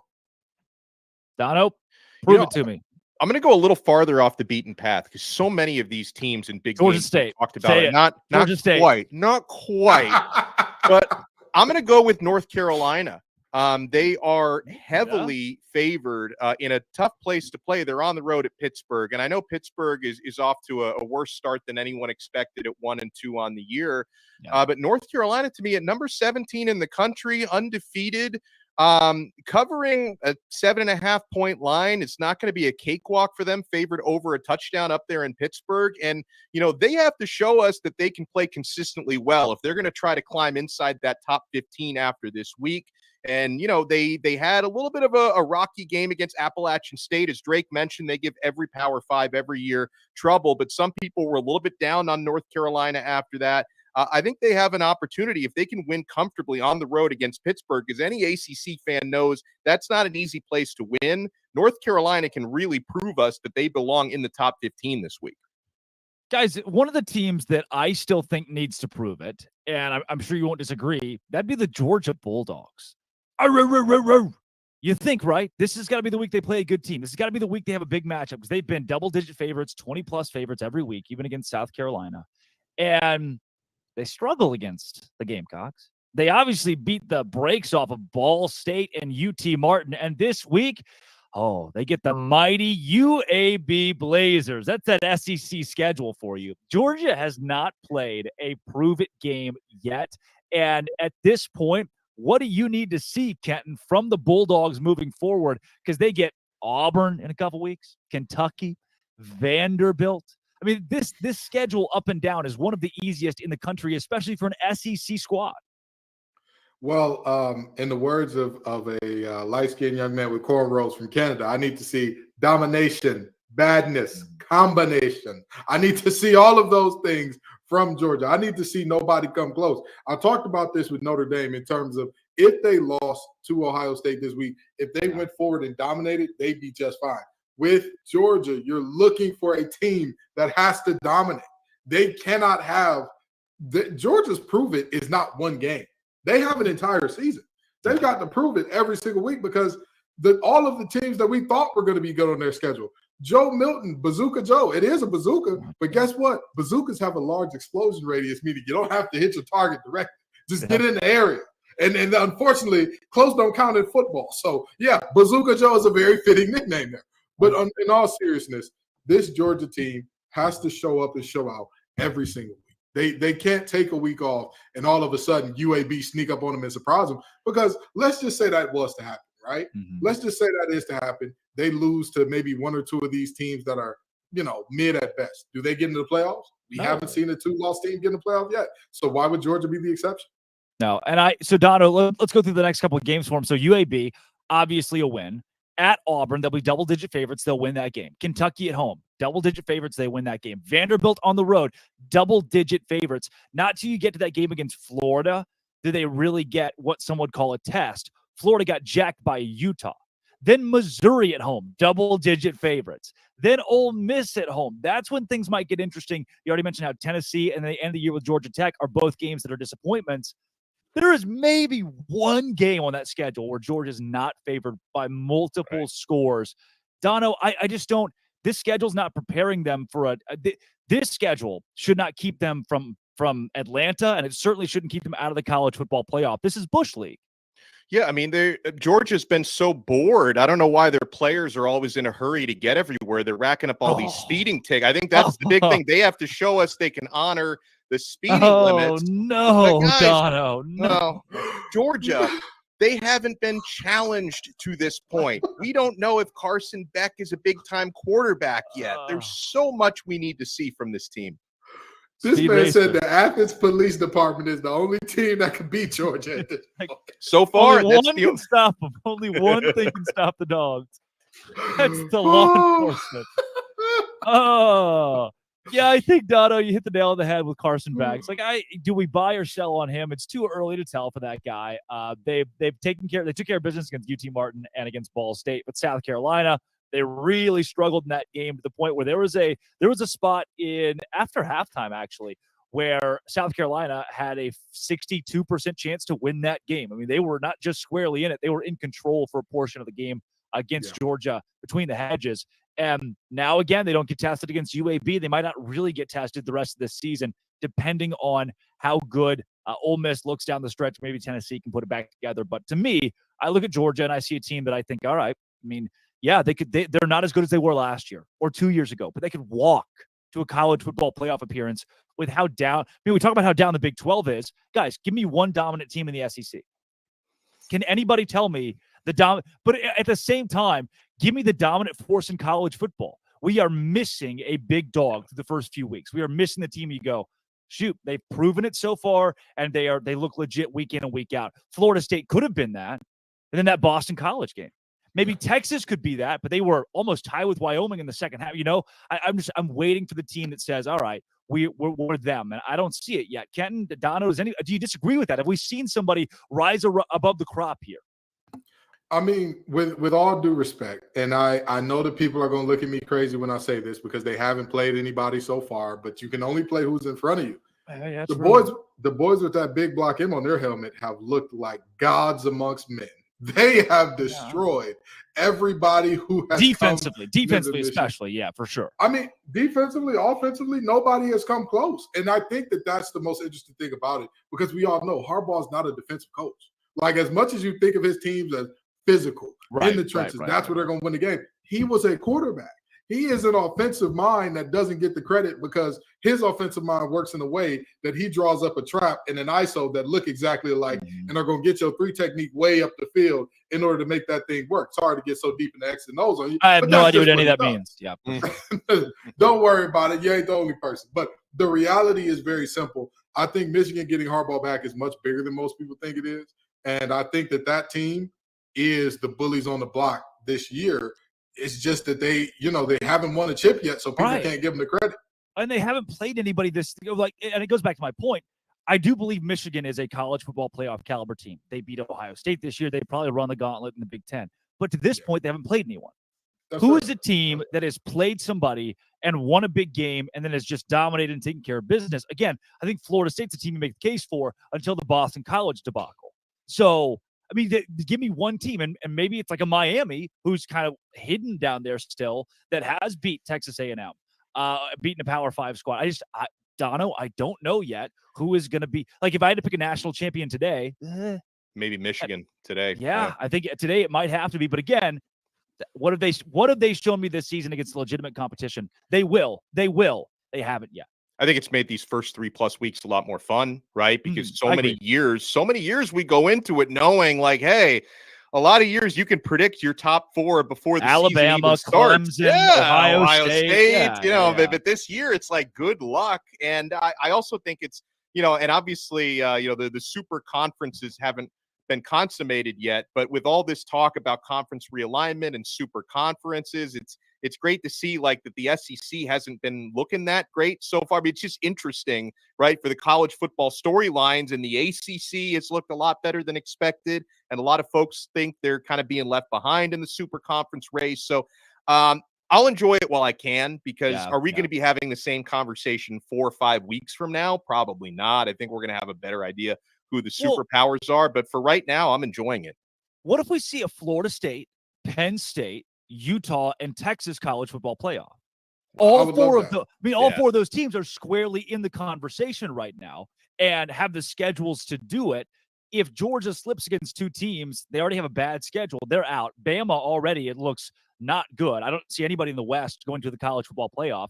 Georgia's the only playoff team in the SEC right now. And if they slip up somewhere, it's got to be somebody else who hasn't been a perennial. Clemson's down. Ohio State, to me, is down. We could see 4 teams who are not used to being in this position being in the playoff at the end of the year. Penn State leading the way, like you mentioned, Kenton. Obviously, Michigan right there as well. But there's a legitimate chance to get some new names, some new bloods in the new era of college football competing for a national championship, which I think would be great for the game. Kenton, I see you're chomping at the bit with something here. Wouldn't that be so zany for the last year or 4? Wouldn't that be? I remember when the playoff first started and everybody said, look at the FCS playoff. It's North Dakota State every year. That's who wins it every year. If you do it in the Power 5, you'll get the same thing. Bama every year. Bama. Now look at them. They can't even find a quarterback. They can't find somebody that's going to throw it and hand it off. What a great time it is to be a college football fan. Again, when you think that things are at their most boring, if you truly look around the college football landscape, there is beauty all around you. There's excitement all around you. There is storylines all around you. Miami's got an 8th-year tight end, an 8th-year guy that still wants to seek a 9th year. Yeah, he's applying for a 9th year. Hey, what are we doing here? Every damn punter in college football is like 32 and from Australia. Everywhere, like it's not even rare anymore. They're all that way.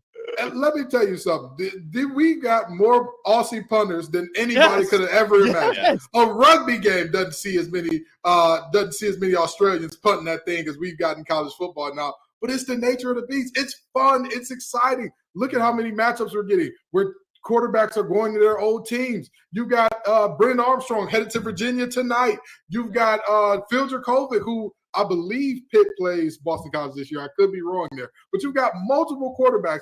Cade McNamara in Michigan. You've got multiple quarterbacks that are going back to their old spot thanks to how the transfer portal works out. You've got DJU up there in Oregon State. Was he not the problem or what?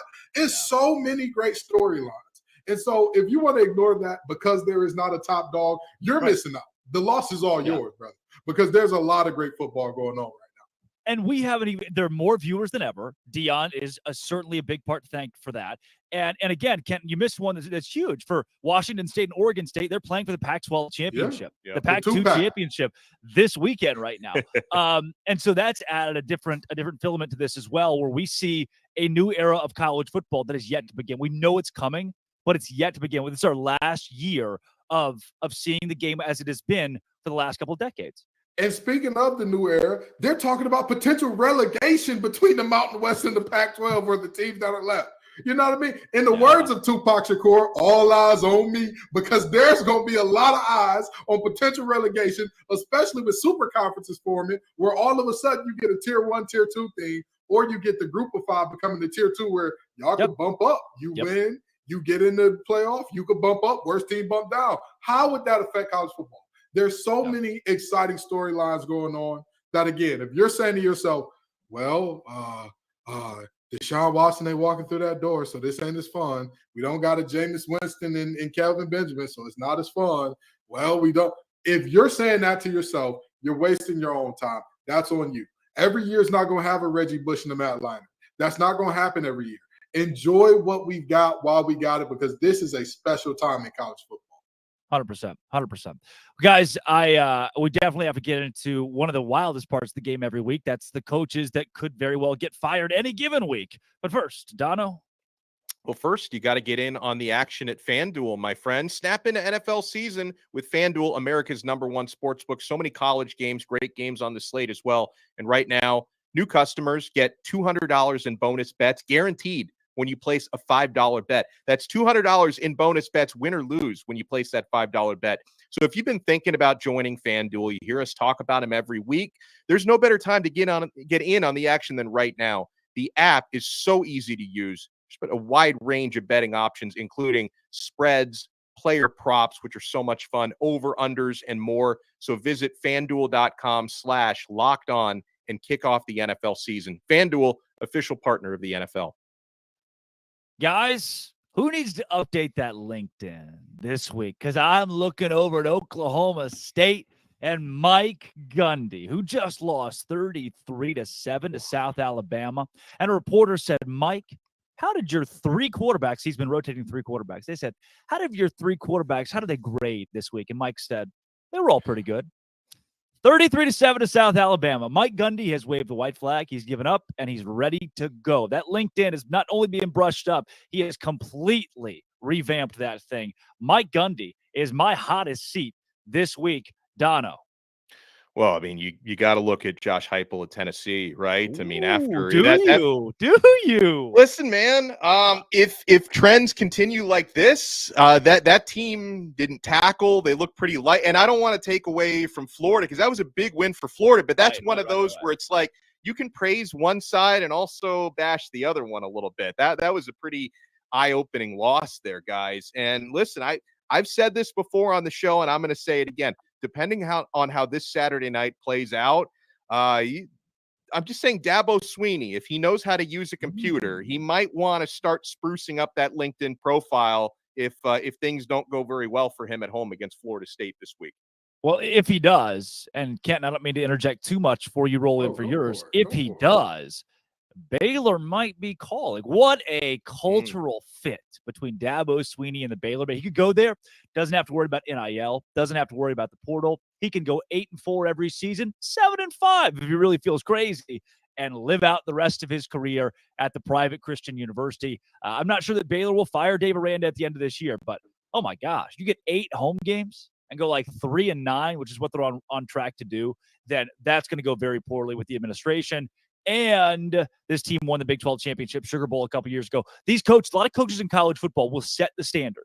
They'll set their own standard, their bar too high in the first year or two. Somehow they win with the other guys' kids, and then they come in and they crap all over it. Aranda staring down the barrel of that. Dabo Sweeney with phone in hand. That could be an interesting development as the season comes along. But Kenton, who is brushing up their LinkedIn for you? Oh, it's got to be Jeff Hafley. I know that, out there in Boston College, that man, he's calling Ohio State right now. Hey, Ryan Day. Hey, big head. You got an opening on your staff. But the problem is there's another guy whose seat is getting a little warm, potentially hot. If Ryan Day loses today, Ryan gonna tell him, hey, brother, I was calling you to see if you had a job on your staff. We twin them right now. We the Spider-Man meme. I'm pointing at you, you pointing at me. We both need jobs. What's going on? Very seriously, Ohio State is one of those schools where 9 wins a season ain't enough. 10 wins a season ain't enough. The occasional playoff appearance ain't enough. It's not enough there. Ohio State, if you're going to be at that school, you need to beat Michigan. And you need to win you some national championships. Yeah, 100%. Ryan Day has not done either one of those things in recent memory. And if they lose to Notre Dame, then that, I believe, squarely puts them in that territory of how good is Day at big games? And of course, Hafley is the exact opposite of what you were talking about. You talk about guys having success in year 1 and 2, and then all of a sudden falling off a cliff. Let me tell you something.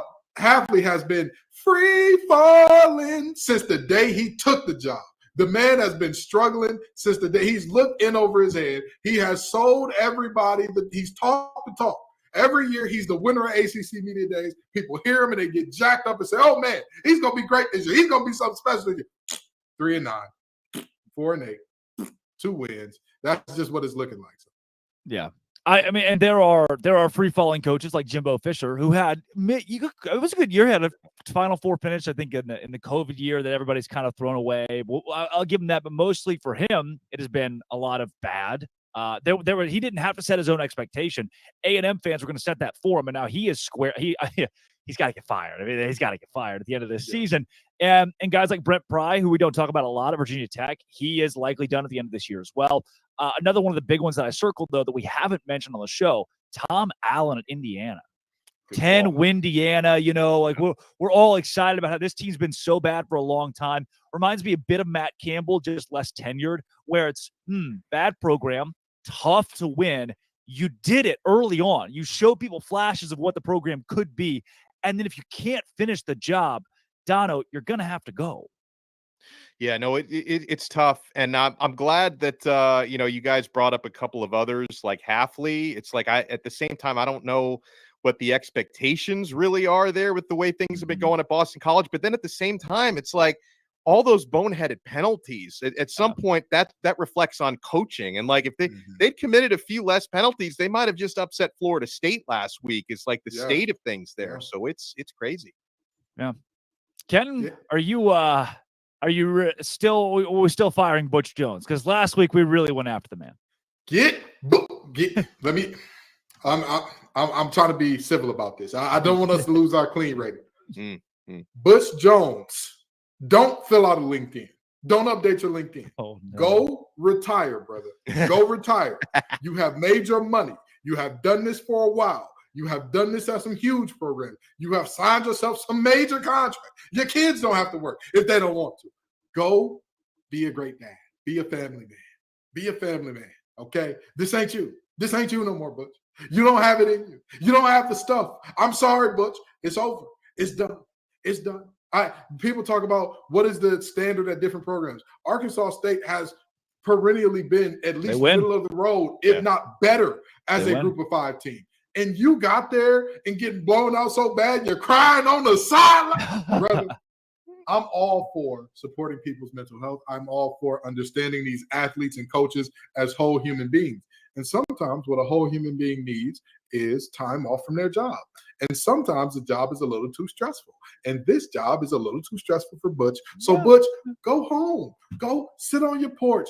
Get the little rocking swing and all that. Sit with your old lady. Pour some Arnold Palmers up. Have yourself a good time. Do a little analyst work. You know what I mean? Yes. I promise you. Those are the best jobs. Yes. We'll give you a call at Locked On. Ask your boy Mac Brown how much less stressful it was when he was in the studio as opposed to coaching. Listen, come on with us. We'll have you on every week. Exactly. Do the Dan Mullen. Just there call we go. it. Dan Mullen was like, yeah, I'm not. I'm good. I'm good. Like South Alabama calls Dan Mullen. He's like, I'm just going to be an analyst. I'm not going to. I'm good where I'm at. Know yourself. Know yourself, Butch Jones. Exactly. Know yourself. Be a cruise ship captain. Do something fun. Exactly. Speaking of fun, guys, one of my, I think maybe the most fun segment, one of my favorite segments. Both of us were remote for this one too, so it made it very interesting. And it's that time of the week. Our main man, the grand poba of Locked On, our Locked On College president. We run the biggest stories with Zach Blackerby on the Blackerby Blitz.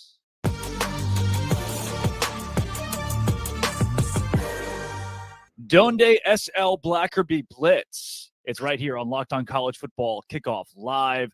Zach, let's go through the biggest headlines in college football this week.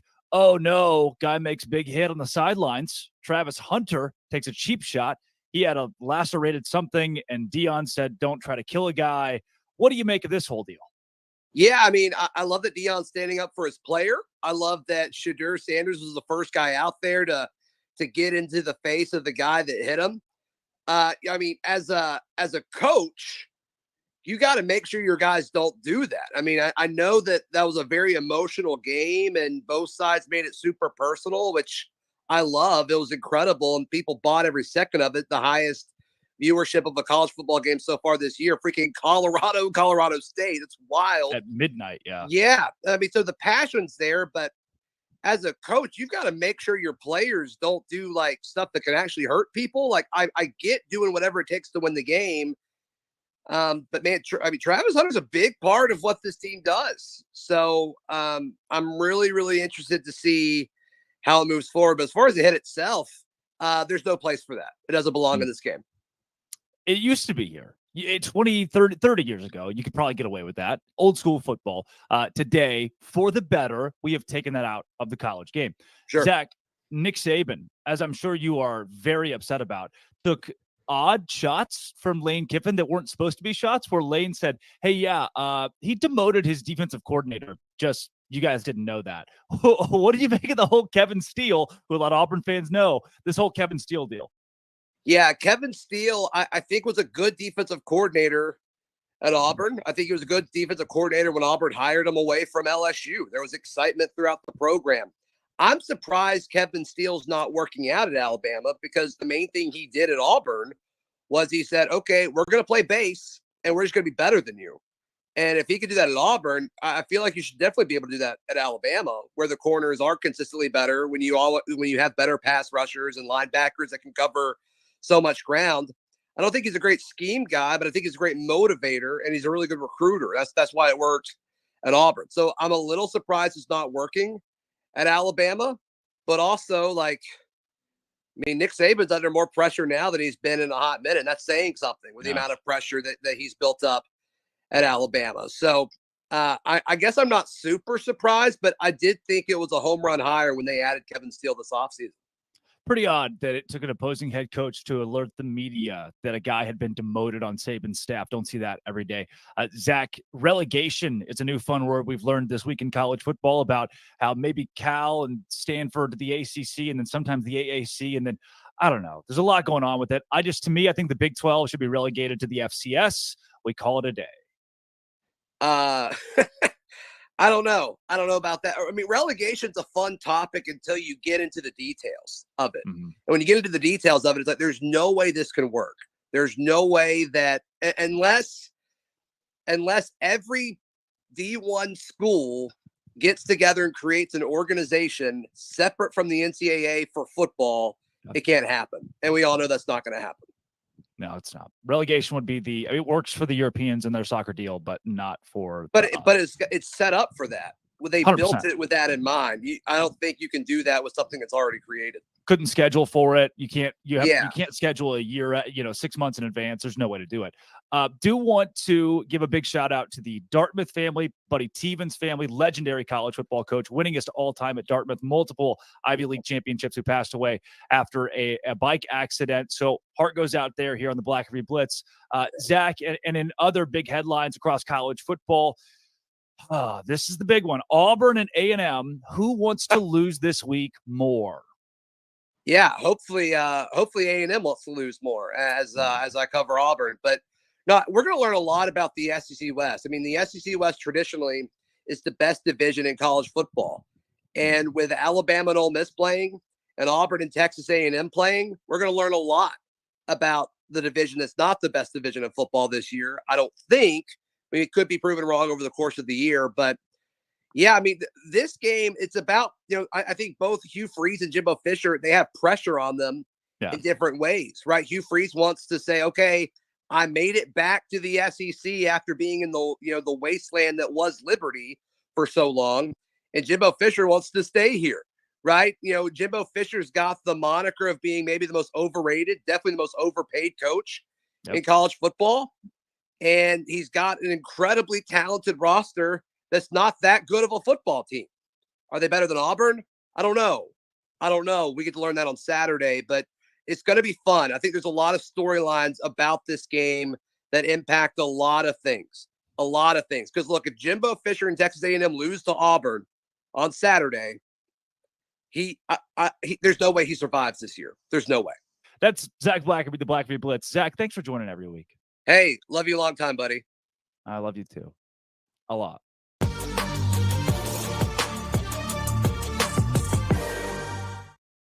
You guys weren't supposed to see that last part, but I'm glad the editors kept it in there. Long time is crazy. That's crazy work. That is just insane. That was the most enjoyable part. Now, I mean, I love the Blackerby Blitz, but the love fest at the end, man, that's what keeps me going. True love. He's a good boss. My innocent eyes cannot see that again in good faith. But proceed, Drake. Proceed. Dono. Okay, we're talking DoorDash, I guess.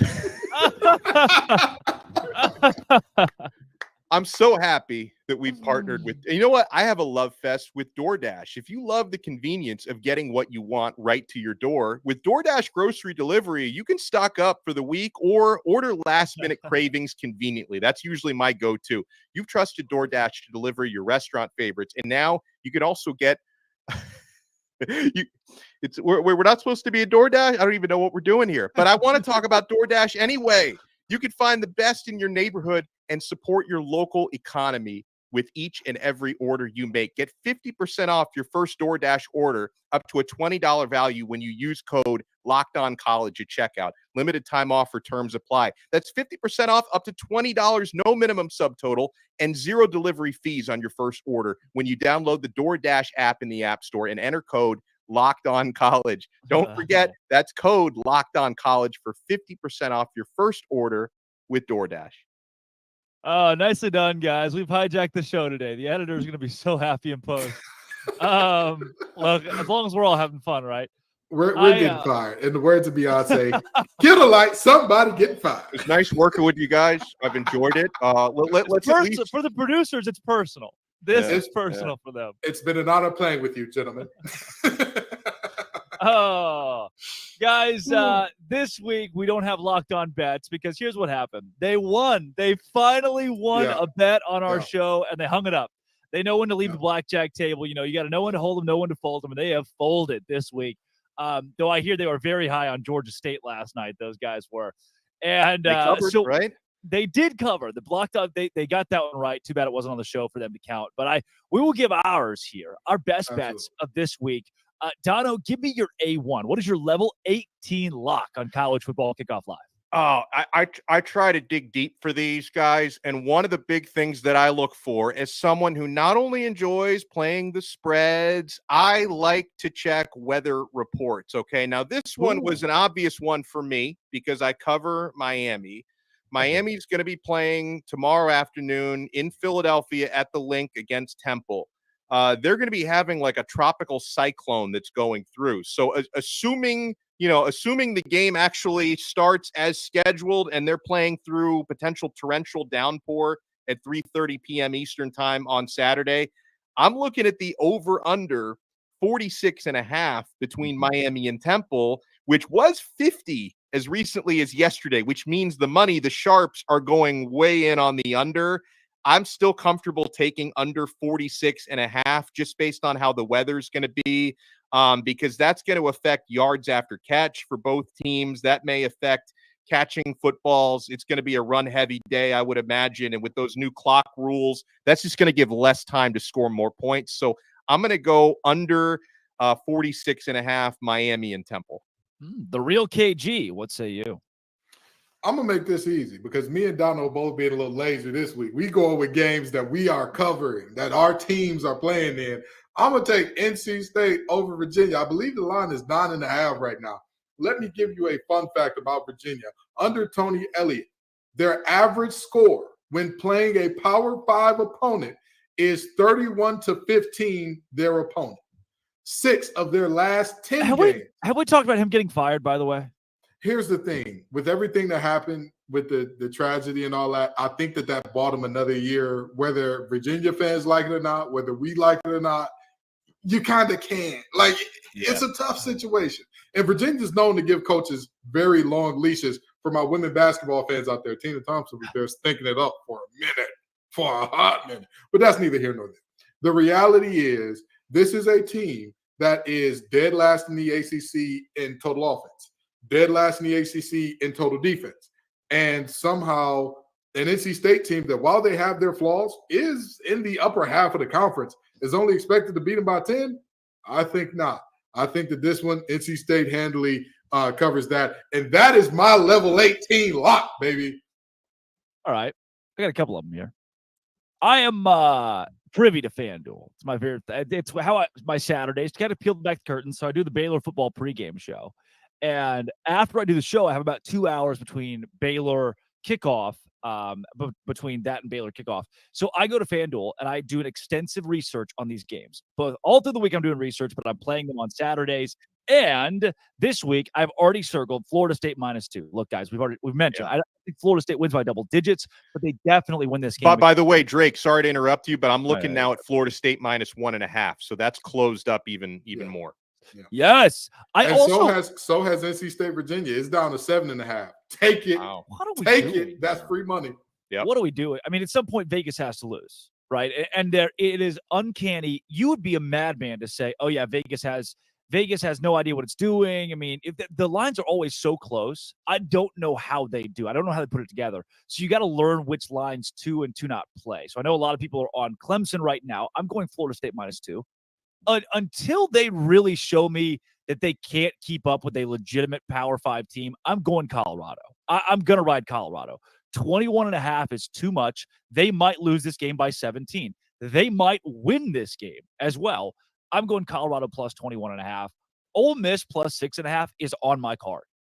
It is absolutely on my card. I think Ole Miss wins this game outright because I still do not trust Alabama. They benched a kid and unbenched a kid and didn't work with their second string or their third string. That is as disastrous as it's been for Nick Saban since 2007 at Alabama. So it truly, truly is rotating through 3 quarterbacks and losing to Texas at home. Then Notre Dame +3. And again, this is a money line game for me. I think Notre Dame wins against Ohio State this weekend. I am not buying Ryan Day. I am buying Sam Hartman. I am buying Marcus Freeman. They are in the playoff conversation. Give me Notre Dame to win outright. Those are all 4 on my board this week. And then maybe my biggest pick. This is my level 18 lock.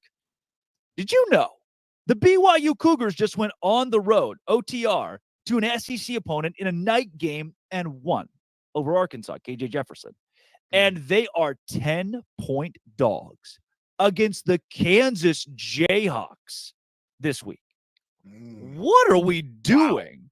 Double-digit dogs, 2-score dogs against Kansas. Now, I get it. It's not your grandma's Kansas. It's a good Kansas team. The offense is great. The defense has gotten better. This BYU team won on the road in a night SEC environment. They're going to march into Lawrence, Kansas, not just cover 10. They're going to win outright by maybe 10 points themselves with Keaton Slovis and that defense. Give me BYU, level 18 lock of the week +10, sprinkle on the money line. Boys, let's make some money. Let's do it. I love the Notre Dame pick as well, by the way. I think they're going to win that game outright. They're going to. Yeah, I think so too. I mean, everything they've shown to this point, and Ohio State has looked just okay with McCord at quarterback. Fellas, before we get ourselves out of here, that word that we've mentioned a couple times this show but have yet to really unpack is a relegation. Kenton Gibbs, when you think about the Premier League, which I do not watch, where some soccer teams that are good get to go to the next level into a new league the next year. And the bad teams go down a level, and then they work out scheduling from there. Is there any way to make this thing work in college football? So here's the thing. I think that this would take a massive effort by multiple teams and parties to make this happen. However, it's the Mountain West and the Pac-12's only hope for national relevance. Yeah. The teams that are still there, it's your sole hope. Who else would really care that much to see Boise State play Air Force? Who else would care that much to see San Diego State play Wyoming? Even Fresno State, like that's a big game. But most years those two teams are good. I'm not watching it. But what does that mean? It's Pac-12 at midnight, right? We're watching that game. We're staying up at 2 a.m. for a non-Deion Sanders game. I beg your pardon. On a Thursday night too, on a school night. Dono's got to take his kid to class. What are we doing here? What are we doing? So with that being said, I don't think that like in a normal circumstance, it's easy to work that out. However, if that's your only draw and play at like, this is our last clean hope. We've seen what these conferences will do when they get desperate. We've seen conferences add teams that don't make sense because it's like, this is all we've got. This is all we've got to do. This is all that our hands can play.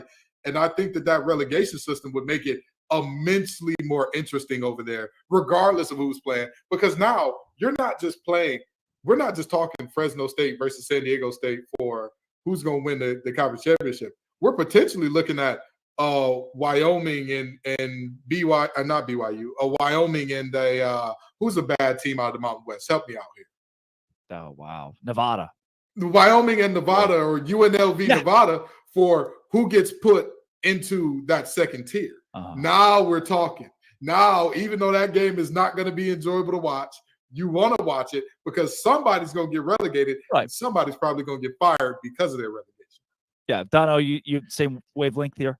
Yeah, I mean, I'm actually a big European soccer fan, and the promotion part of it is great for business. The relegation part of it, though, they need to do some serious study on that because then you're basically telling everyone we're not in as valuable of a conference or brand as we were before. That's why professional American sports, pro sports, they all use a franchise model. There's a reason why they decided not to use the Premier League European soccer model of promotion relegation, because always being guaranteed to be one of 32 in the top tier, it's just better for business. Okay. So that's, you have to weigh the cost benefit analysis of this, guys. And I'm not sure if the novelty of promotion outweighs the financial implications of relegation. So I think they need to put some serious study into this because, again, there's a reason why. And obviously, European soccer has been organized a lot longer than any American sport, but there is a reason why the NFL, NBA, NHL, Major League Baseball do not use a promotion relegation because there is a flip side to that. Relegation being in the second tier is not good for business. Well, to me, it is. The idea is student athletes, mental health, student athletes. 1 year you're in X conference, the next year you're in X conference. How do you recruit with that? And on the other side of things, how do you plan travel? College football can't plan travel. I didn't even thought of that. Great point. 7 months out. And now we're in a completely different conference playing a ton of different teams. And what do we do if football wins? Football belongs in the Pac-12, but cross country doesn't belong in the Pac-12. Do we only scale relegation on football? How do we have that? How do we open that conversation? So there are too many ins and outs of this, from a recruiting standpoint to mental health and athletes and travel and affording travel, being able to pay for it, because Wyoming can't pay what Washington State can pay to travel in a relegation system. There's not enough time in a relegation system to build scheduling. It is impossible to do in college football. We will never see it in college athletics. Guys, we're running out of time here, though. I do want to get your one big take for this weekend. Kenton, give me one sentence, one take, 30 seconds. What's going to happen? Notre Dame proves who they are this week, one way or the other. We find out exactly who Notre Dame is this weekend. Boom. Dono. Clemson shows us they are no longer the Clemson of the past 10 years. Hate to see Florida State win, but they're going to do it this week comfortably. Cincinnati. Those Skyline Chili Boys at home, 14.5-point dogs against Oklahoma, a team that was below 500 last year since he went to a college football playoff, coming against a loss to Miami of Ohio. Of course, they're supposed to lose by a whole lot, but they don't. Instead, they win it outright because Oklahoma is fraudulent, as they have been the last couple of years in their first game of conference play. Cincinnati on top. Locked On College Football Kickoff live on top. Drake Toll, Kenton Gibbs, Alex Dono. Thanks for making us your lunchtime listen every single Friday on Locked On College Football Kickoff live.